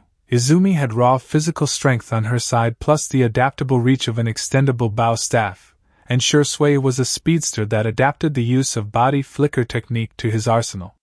Why weren't they an official team again? The footwear Kushina bought him as a graduation present made subtle taps on the ground as the boy ran, entering his zone by the time he reached his third lap. Izumi pulled her staff off her back from above her shoulder and wedged it into the earth, pushing it down little by little until she managed to get 3 inches into the stony training ground. She then clambered up and stood on the top with both feet, exhaling twice and bending her knees at the second breath, groaning as her sore leg muscles cried for rest. Kushina Uzumaki, her team sensei, was a workhorse and apparently being her favorite student meant she was deemed squad leader of their scraggly team, having to pick up the pace for her 2 other teammates, and be the person the 2 could depend on until they got to her level. Training that morning were formation exercises and random tree walking in between. Since she had a one-tomo Sharingan, she got the concept of chakra control fairly well and putting it into practice was a bit harder but she got it done nonetheless. But then Kushina made her watch her teammates while she went for an impromptu council meeting, saying she was invited even though she wasn't a counselor. Izumi was glad her teammates accepted her appointed leadership and followed. Things were easier that way. The good thing about being cool with her team sensei was that Kushina didn't mind speaking to her star student, Izumi, about current affairs inside and outside the village, such as matters everyone was aware of though a majority of the adults insisted children or genin shouldn't bother with. The leaked video of the Yondaime Hokage and the man's disappearance last night. It was all everybody was talking about. Izumi squatted on her 6-foot-long bow staff, balancing on the top with her feet, weightless. The girl closed her eyes and when she opened them once again, a single tomo revolved sluggishly in her Sharingan. Itachi glanced up at his friend. This was seemingly something she regularly did to maintain trust in her staff and herself. He on the other hand wasn't doing any after-training exercise, rather standing there by Izumi as she balanced on her bow staff. His uncle's mask sat crookedly on his raven black hair, and his deep green and gray backpack was slung on his back. He took to wearing it during team training too as a way to taunt his mother. Mikoto asked where he got it from, of course, and he told her he had it made like his uncle's Hunter Ninja mask. She ordered him to take it off but Itachi honestly didn't respect her enough to obey. Snatching it from his head was another matter entirely. He might have been mature for his age but Itachi was a terribly stubborn child. He might have gotten that from his uncle Blue, for the thickness of Blue's head and his resistance to conformity was something his mother frequently yelled at him for being guilty of, similar to her brother. The woman had been terrorizing his uncle for as long as he could remember, and even though he wasn't completely positive, he knew something was amiss how she would twitch whenever she glanced at the mask. He saw regret and fear. Most days, his mother wasn't so simple to read. Her emotions were trained to a fine point of poise and control, though the mask on her face cracked to show those 2 dominant emotions. The rigidity of her shoulders, a flickering frown, an invisible back step, a falter in her gliding footsteps, the seamless gnashing of her teeth so hidden only a fractional ripple reached the exterior and a recoil of her fingers when they went to swipe the mask off him, like it was alive and staring at her through its enlarged red ringed eye holes, judging her in inanimate silence. Itachi wanted to say he enjoyed seeing his mother like that. After all, she, as well as his father, had contributed to many traumatic experiences, lack of sleep duly for his parents' daily screaming fights and the foreboding expectations set on his back. This wasn't even mentioning their constant insults of Blue's name. Yeah, he liked his mother's stutter step at the sight of the mask but overpowering his enjoyment was curiosity. What did she do to be regretful and why was she afraid? Mikoto wasn't one for regrets, her son knew that. Itachi had only seen this glimmer of fear glaze her eyes when she was teaching him about blood traders. the judgment, punishment, and alienation of clanmates proven to be traitors of the blood. At that time, the dread was brief and less pronounced. That same fear flashed through her entire existence every time she saw Blue's mask. The 12-year-old genjutsu prodigy hoped for her sake she wasn't guilty of being a blood traitor. Mother or not, he wouldn't come to her defense. Another part of his mind strayed, giving her the benefit of the doubt, and thinking that she flinched because the mask wasn't exactly nice to look at. It was eggshell white, without a mouth or nose, and the eye holes were fairly large, ringed with red paint. It could possibly remind her of the time her brother broke her husband's arm, angry from leaving their son in the forest of death with only a few matchsticks and a kunai. That was the angriest Itachi had ever seen his uncle in his whole life, and the very first time he saw his spectating clanmates bow their head in submission. Deep down, Itachi knew this wasn't why his mother was scared of the mask. Mikoto Uchiha wasn't afraid of anything or anyone. "Hey, Scratchy!" Izumi called, bringing him from his deepening thoughts. He opened an eye and raised a brow down at him, her Sharingan stationary, asking, "You were saying something about the girl in your team?" "Huh!" His brow furrowed until they shot up, remembering his, Shursui and Izumi's talk on the way to the stony training ground. "Yumiko Nara, yeah? What about her?" She smirked, and Itachi rolled his eyes purely on instinct, crossing his arms and waiting for her now predictable tease. "Did she flirt with you? Ask for your number?" "She asked for yours, actually." Izumi almost tumbled off her perch, wobbling there for a few seconds with her arms open to regain balance. When she found stability once more, she scowled at her chortling friend, whose eyes watered at the comedic display of acrobatics. "My number?" "Yeah." Shursui huffed by them in what felt like his 10th lap. But why me? What did I do?" She could recall quite well that Yumiko didn't offer her 2 words when they were in the academy, and not from trying on Izumi's part. Izumi was a perky girl. She was the kind of kid that could walk right up to the sketchiest person in the room and strike up a conversation. That sort of thing frustrated Itachi and Shursui to no end, but they couldn't always be around to watch her back, so they only had to hope their friend didn't get herself into trouble. With this level of friendliness, she made frequent attempts to corner Yumiko, their generation's Nara clan prodigy, and talk to her. The Nara girl would scoff and walk away with her gang of giggling followers, even dodging Izumi in the halls and during break time. Being named Nara prodigy made Yumiko very popular. Classmates flocked around her, vying for her attention, and gushed at the ground she tread. At some point in the past, and for a very short while, Itachi had that same amount of popularity, but a well-aimed blank stare at the follower rightly scared them away. Izumi rolled with the revelation, shrugging it off as meaningless. "Did you give it to her?" "Of course not. She can come get it herself. Help a girl out, Scratchy." Izumi exhaled, exasperated at the genjutsu prodigy's reply, just about showing her curiosity for why Yumiko wanted her number. "She might be in love with me and she's too shy to ask." The boy snorted rudely. Izumi took offense, huffing with a pout. "Maybe. She also said I shouldn't tell you she asked for your number." "See?" She winced, not in any sort of pain though. "Poor girl. She's fallen hard for my feminine charm." "Trust me, Izumi, she's not crushing on you," Itachi said firmly. "This is just you overthinking something innocent and blowing it out of proportions." Izumi rubbed the sides of her temple, cringing. "Oof, my only weakness, honest opinions." Sarcasm seeped from each uttered syllable.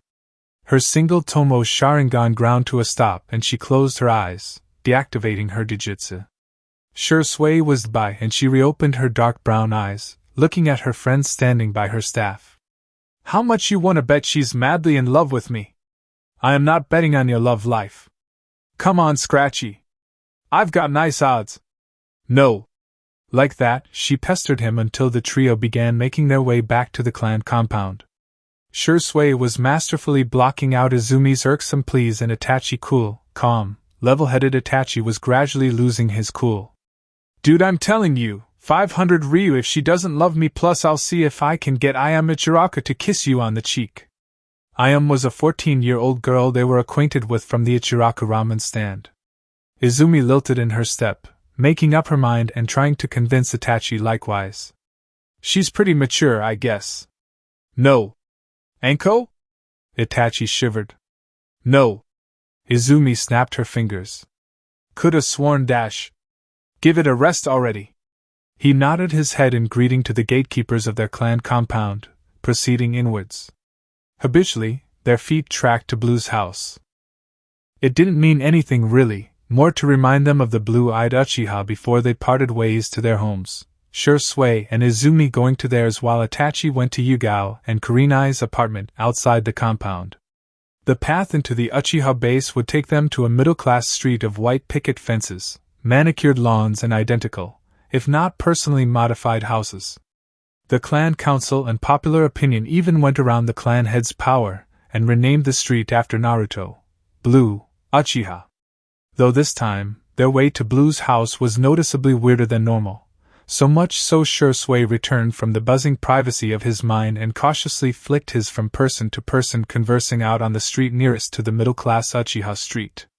The hum of their muffled words and the quick glances at the trio hinted them that it just might concern them, but instead of being apprehended in some way or barred from continuing their homage to Blue's house, they shuffled aside and gave them room to proceed.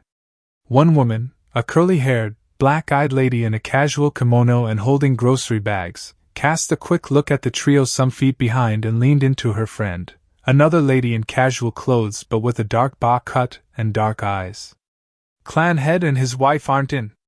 The whispering was so much so not a whisper, Shui almost noticed the blinking wink from the bob-cut woman the brown-haired lady was speaking to. Still holed up at the Hokage's tower, I think. Meeting after meeting after meeting, I'm telling you, Daddy, I'm kinda sad clan head and his wife are in denial. The bob-cut Uchiha woman replied nasally, talking to her friend but her dark gaze stayed on the three. We all knew Minato was scum, and now Lord Naruto gave us proof. Itachi's black eyes and tired face showed his surprise, Izumi and Shui having to hook their elbows around his to pull him on. The three genin got to the street and started when they saw 5 Uchiha Chunin cordon off Blue Street with yellow tape, keeping what looked and felt like the entire clan out of the moderately wealthy street. They actively wondered how the buzz from the reputedly quiet and private Uchiha compound hadn't attracted attention from outside. A wide berth formed at their back, making a semicircle, and 2 Chunin came over and wordlessly lifted up the tape for them. Izumi was the first to duck under the tape, pulling Itachi along, who tugged Shui's by hand with him. The further into the street they got, the quieter the assembled crowd of onlooking Uchihas, so that by the time they got to the short gated entrance of Blue's house a hush washed through the gathering. The sun was getting ready to set, hovering over the horizon. Itachi took in his uncle's house, the waist-height iron front gate that was in serious need for repainting. Before the gate were offerings, hand drawings from young children, colorful and neatly arranged flowers, shinobi collectors' cards and the like, all placed there from clanmates coming by that day who weren't emotionally able to go to Naruto's shrine at the clan graveyard. He looked at the out-of-control grass of his front lawn, dotted here and there with dandelions and daisies. Blue would pay his nephew to mow the front and back lawns of his house every week. Oftentimes, it was very questionable how much Blue trusted his then 8-year-old nephew to cut his lawn. That stopped 5 years ago, and now it was in a state of disarray. There had been a debate on whether or not to at least maintain Blue's house, but in the end, the clan as a whole decided to leave it how Minato Namikaze left it. A crime scene. The yondaime raiding the Blue Uchiha's home for blueprints and Naruto's infamous weapons left the place upside down. The girl coughed into her fist and Itachi shook, turning to her. Do you want to know why I stopped wearing skirts as part of my shinobi gear? Those words were so odd and out of nowhere it piqued the interest of the 2 boys with her. I was getting tired of worrying if boys could see my underwear whenever it gets windy. Itachi and Shui collectively sweat dropped. A black skirt and knee-length socks were part of her ninja uniform for a year when they were in the academy until she changed to dark, stretchy, durable shinobi pants. The 2 boys didn't wonder and they didn't ask, they just went with the flow. The girl perched her hands on her hips. We've got a lot of creeps in this village. The boys shared a look, and it was Itachi that piped up. What does that have to do with anything? I can be self-conscious too. Shursui pressed. And? The boys wanted a name. One name. Someone that had peeked up their friend's skirt in the past. Blood was going to be spilt in atonement. Itachi's brow slid further up, forgetting the moment, and more than ready to dive into a fistfight for Izumi's honor. The girl looked between them, taken aback at the escalating fury bubbling in their 12-year-old eyes. Geez guys, I didn't know you cared so much. Her close friends' faces hardened in resolve, a whisper away from committing to murder whoever the pervert was. She laughed and waved her hands for them to calm down, sweating nervously. It was getting so tense. I was trying to lighten the mood. The Genjutsu prodigy sighed, coming down from planning someone's death, and exchanged a smirk with Shursui, patting her head with sorry eyes. We worry about you, Zumi. Yeah, get in there already. She turned him around and pushed him to the front gate. We'll be right here. Wait. Itachi stood against her, shoving, gripping the iron gate in both of his hands and feeling the chipped paint give a muffled crackle. He looked over his shoulder at them. You two aren't coming? The speedster smiled, placing his hands behind his head and leaning back, relaxed. He's your uncle. Me and Zumi can always see him later. Emboldened by their support, Itachi opened the gate. It felt like an eternity, treading the red brick walkway for the first time in 5 years.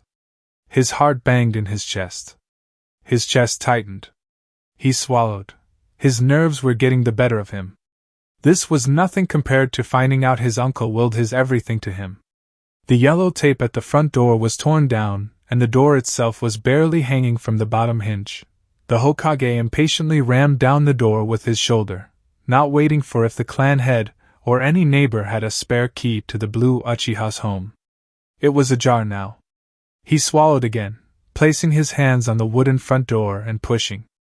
The single rusted hinge holding the door creaked eerily. The boy stepped into the house he more or less grew up in for most, if not all, his life. The television was broken in, lying there on the carpeted floor. Sections of the once neat and well-vacuumed carpet was slashed apart and pulled up, showing also the blade strokes cut into the hard floor underneath.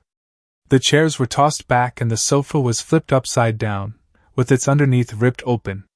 The center table was smashed against the wall, still there in the very same destroyed position and gathering dust. The air conditioner was pulled out from the wall and ripped apart, scattered about the floor as if it was the doing of wild animals. There was even an entire section of wall torn down, now showing inactive wiring, long unused pipes and a present home for termite colonies, as well as a rough circle was punched down from Blue's study, directly above the living room, oozing the orangish sunlight streaming through the window of the study. Itachi's hands clenched, shaking, and the dark circles under his eyes darkened. Minato and his ninjas did this. No Uchiha participated, not even Fugaku or Mikoto. They could only watch in morbid silence as it happened, stewing in their hatred. The boy's ears twitched, hearing a shuffling sound in the kitchen and slowly stepping there. He froze at the doorframe. The dark-clothed person was riffling through the cabinet above the sink, cursing under his breath. My ramen too? He swore, slamming the barren cabinet shut, the place he used to store some of his non-perishables. Come on, man! His red-gloved hands opened and closed, tired. 5 years is a stretch for ramen, I know, but still, you just don't mess with a man's ramen. Itachi found his mouth open and a one name stammered out. Be Blue? The man exhaled, turning around with a sharp smirk. Uncle Blue. The boy cracked a grin. Uncle Blue. Naruto's shades gleamed with his amusement. He reached behind him with both hands, and when they came out they held 4 leather satchels, 2 in each hand. I've got goat milk. He shook them enticingly, his smirk lowering into a kind smile as his face softened, seeing his nephew in person for the first time in a while. Saikata's finest. Naturally sweet oof. His nephew barreled into him with a hug, one so strong he nearly shoved the man into the kitchen sink at his back. The Blue Uchiha chuckled and he gingerly sealed the goat milk satchels into the palms of his gloves, wrapping his arms around the boy and pouring all the pent-up warmth in his soul to that gesture, securely holding the trembling child to himself. Itachi suddenly felt something he had been lacking for 5 years. Rest. Sleep. His eyes drooped, and he became limp in Blue's careful hold, falling into peaceful slumber in his uncle's arms, much to the man's amusement. I guess goat milk can wait. The house wasn't exactly in the right state for his nephew to sleep in. A rough guess would tell him that the bedrooms upstairs weren't usable at the moment, so he did the next best thing, taking into consideration the boy wasn't going to let go of him anytime soon. He carefully shifted the 12-year-old onto his back and Itachi sighed, circling his arms around his uncle's neck. Suspecting the boy wouldn't like to be seen in such a vulnerable state, he pulled out his cloak from the depths of his pockets, using one hand to throw it over his shoulders and the other to support the sleeping child nestled on his back. The midnight black cloak draped itself over his nephew, covering Itachi's head and body from sight, even as there was a conspicuous lump. The cloak covered Blue whole as well aside for his nose upwards, hiding his hands as he held the boy up his back by the back of Itachi's knees, mainly so he didn't worry of falling off while he dozed off. We'll talk when you're awake, okay? The child groaned, mumbling at the brief disturbance of Naruto's voice. HN. Blue laughed quietly, not wanting to stir the child anymore. Okay then. The man began stepping forward and the cloak seeped down his shoulders, along with his nephew until a fluttering mass of black feathers rolled out from the underworld's back, forming a clone that neatly piggybacked Itachi with a soft huff. His cloak covered the clone from under his nose to his calves, while the original was in his normal clothes. The real Blue Uchiha rubbed his hands together, trekking to the door. Time to ruin his sister. Otsutsuki dimension. Minato's own soul didn't weigh nearly half of the incomplete specter he joined with, and consequently his body could not properly contain the struggle of Naruto's half. He previously kept Blue's half-soul separate and constantly restrained, until the Rinne's Sharingan of Kagaya's projection released that burden from him, fortifying his mind and body for the time being. The half-soul absorbed into Minato's own hadn't been embraced by death a second time, not like the other half-soul that made up the underworld. So it was still technically human, mortal and alive, having only a portion of the strength Blue had when he was alive. Still, it was the Blue soul Minato merged with that made the Yondaime vital to Zetsu's mission to restore his mistress into corporal reality. The fuse gave Minato the power to perform the jutsu to open the moon. For once, when the complete power of the 10-tailed beast plus the brightness of a Sharingan-amplified Rinnegan could suffice, the immense might bottled inside the yellow flash was just enough to release the rabbit goddess. The only thing left was tricking Minato into learning the chain of hand seals and Fuin jutsu, and given Blue was soon about to gain a new pair of eyes, it wouldn't take much to push Minato into an inescapable corner. Meanwhile, 50 Minato shadow clones meditated and another 50 ran through the kata for the flying hummingbird fighting style, reacquainting his muscles and chakra network to the extension to his capabilities. Zetsu scratched his chin, wondering if this version of Minato Namikaze would be able to put down the embodiment of the underworld. Konoha Council Meeting Room. Hokage's Tower. For the 20th time that day, a black and white video recording played under the din of riotous argument among shaken friends.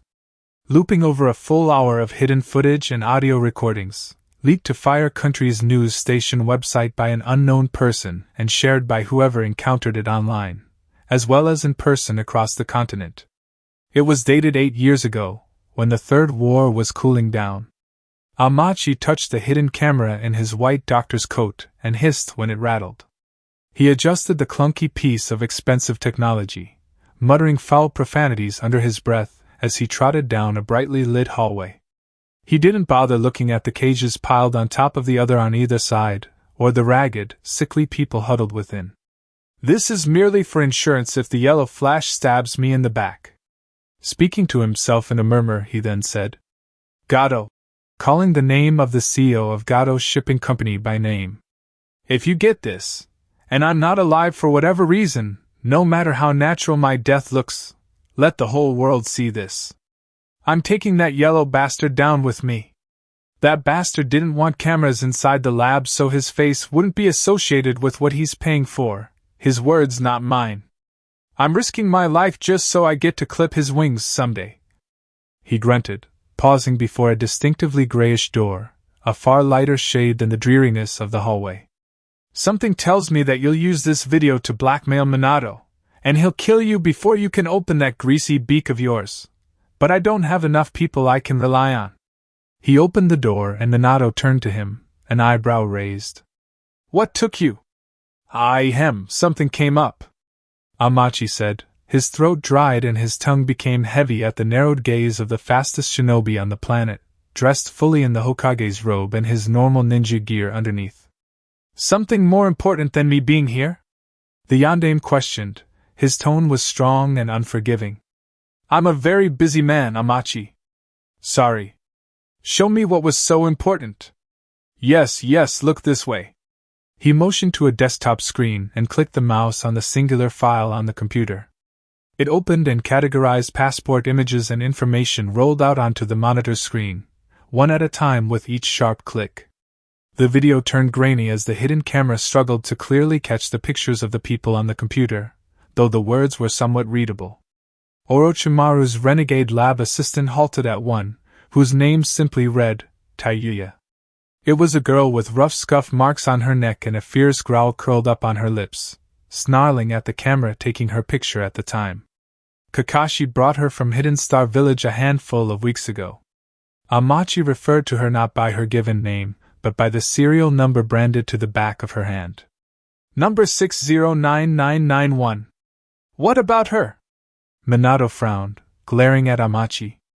I swear, if you're wasting my time 89% of her genes are Uzumaki. This made Minato stop. Her chakra reserve is nothing special for her age, but she has shown an affinity to music, especially towards flute playing. Amachi released the mouse and stood up, crossing his arms as he felt the hidden camera shift down. He did so as casually as possible, but Minato's eyes were fixed on the monitor. Her music has a hypnotic effect and it is capable of soothing my wildest test subjects. Those Inuzuka and Abdurrahim kids you came with 5 months ago. Do you know why? The music notes from her flute are threaded with slivers of her chakra. It's the first time I've come across a human able to do that. The Jinchuriki of the six-tailed slug was rumored to doing this to quell a whole battlefield once, though the beast holder had vanished from the planet years ago. Her ability is special. Special won't cut it. Huh! Can you replicate her ability so I can sell it? Well, not as of yet. Useless. And Minato flashed away. His words echoed even after his bright departure. Get it done. The next thing to come was an audio of Minato convincing a Suna counselor not to inspect the quality of the instant ramen being exported to the desert village, promising that it was organically made with the freshest ingredients and the cleanest environment. Halfway into that recording, snapshots of dirty factories and tired, hungry workers came up, handling the ramen Minato was praising with overused rubber gloves. Worked to the bone, paid a pitiful 15 ryu per the hour and having to take power naps in the factory, it wasn't a kind image. The production process certainly didn't provide anything meant for human consumption. A CCTV camera captured stuttering sequential pictures of Minato exchanging a smiling handshake with a wanted drug baron, a man so wanted more than half of the continent dubbed his arrest as an S-rank priority. Cutting corners here, illegal dealings there, silenced cries everywhere. It was difficult to watch. Yet everyone watched. They had to watch. This was their Hokage. The man idolized by a greater part of the planet. The leaked collection of videos brought the dark recesses of Minato's multi-billion Ryu empire to blaring light. The reason he hadn't been caught was that though he was a primary investor in those companies, his share wasn't substantial enough to warrant his name being mentioned or written down on official papers. Minato had his fingers in dozens, maybe hundreds, of companies, racking in some form of profit by the day and increasing his affluence by circling a portion of his profit back into investments. The only justifiable money the man had ever gotten was his wages after the Third War. Mikoto was half listening to the panicked shouting going on in the room, her head perched boredly on her palm and her eyes wandering to a painting of Hashirama Senju nailed on the wall at the back of the Hokage's assigned seat. Her mind wasn't there though. Training her genin team today was especially taxing on her patience and her nerves. All because of Itachi's blue mask.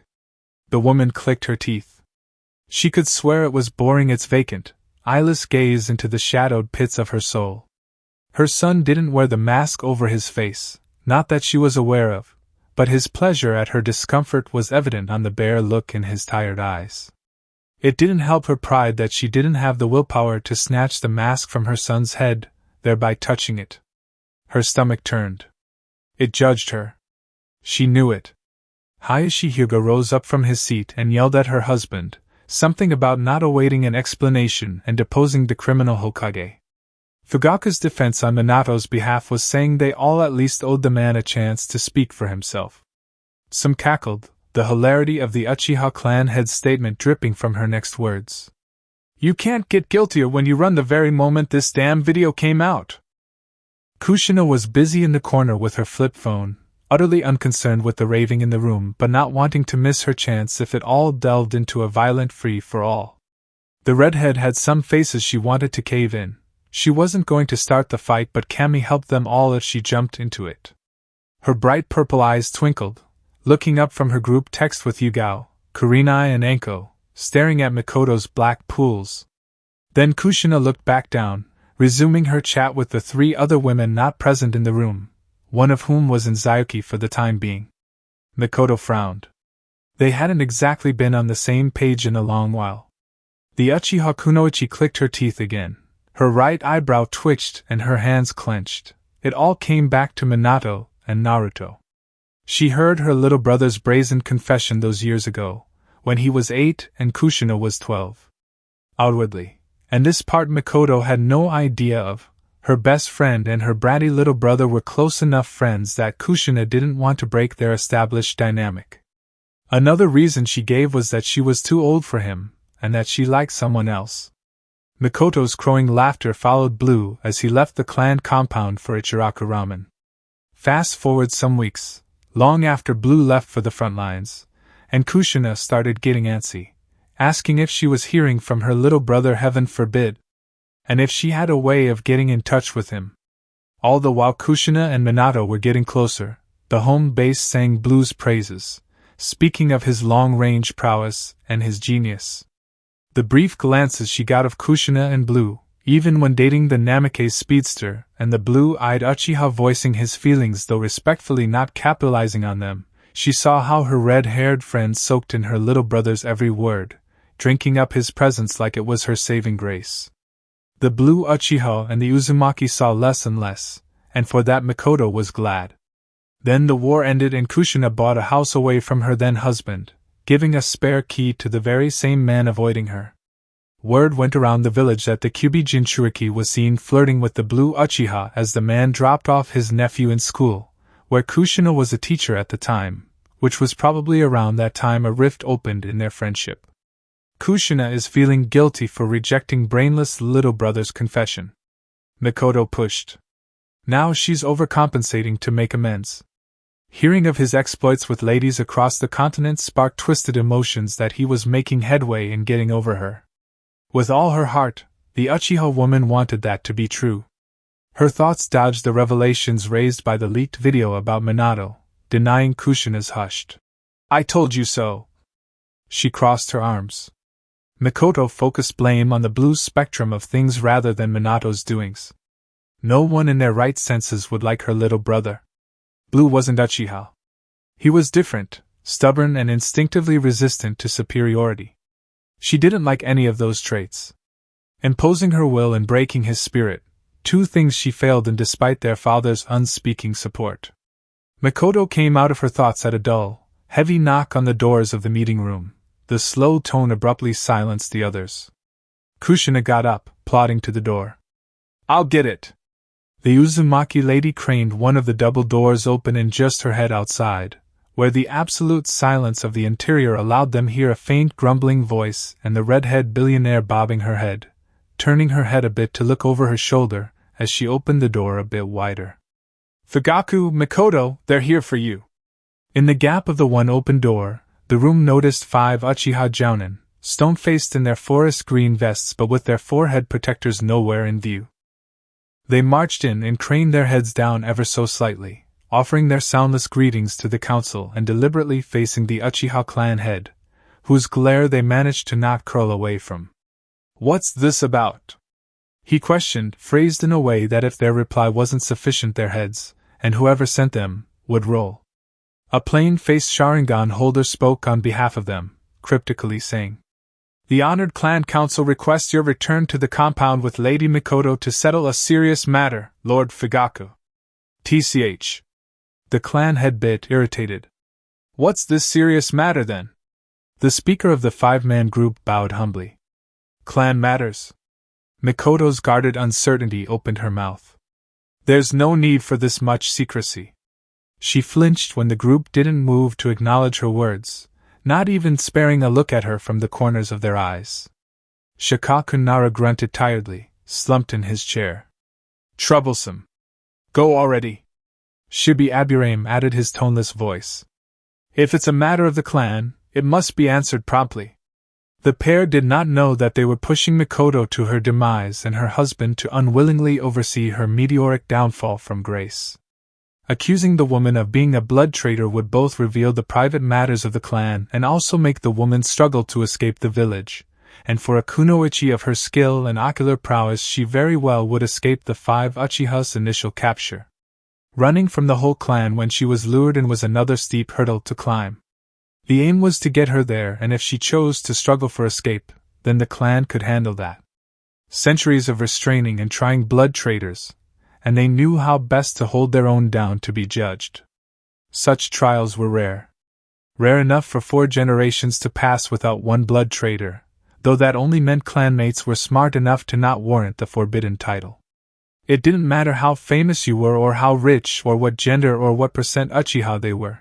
As long as you were raised to know what a blood traitor was and what happened to them once proven guilty, then you best keep within clan law. Get her into the compound, and there was little chance of escape. Neither husband nor wife were aware of this. "Fine, but neither of you should get it into your heads that you can lord over me or my wife," Fugaku warned the Nara and Aburame clan heads, sternly jabbing his fingers at them. He looked around the rest in the room bathed in palpable silence, not knowing of the events to come afterwards and only wanting to return to their fruitless arguments on how to take, as well as what to do, in Minato's absence. Uchiha did not recognize authority, they respected power. It was a law etched into the hearts of all who shared the bloodline, whether they activated their dijitsu or not. Shinobi or civilian. Getting back to the clan compound, Fugaku and Mikoto were surprised at not being led to the clan council chambers, but rather instead to a small playground on the eastern side of the compound. There they saw Blue playing football with some academy-aged children, making a show of dribbling the ball and stumbling some time later as it was collected by a familiar Uchiha speedster, running with the stampede of children after the child huffing energetically to score in Blue's ragtag team's post. Shursui took the shot and Izumi, the goalkeeper, dove for the ball, falling short and helplessly watching as the football whisked past her reaching fingertips. The onlookers around the playground erupted into roaring cheers and the goal scorer did a little dance at a corner kick spot. Blue ran a hand through his black blonde hair and breathed out, sending his goalie an encouraging thump up to quell the girl's disappointment. It wasn't a serious match, and she wasn't used to being a goalkeeper. It was all honest, harmless fun. It looked like a schoolyard game of football, really. Fugaku was rooted in place, petrified in spite of himself.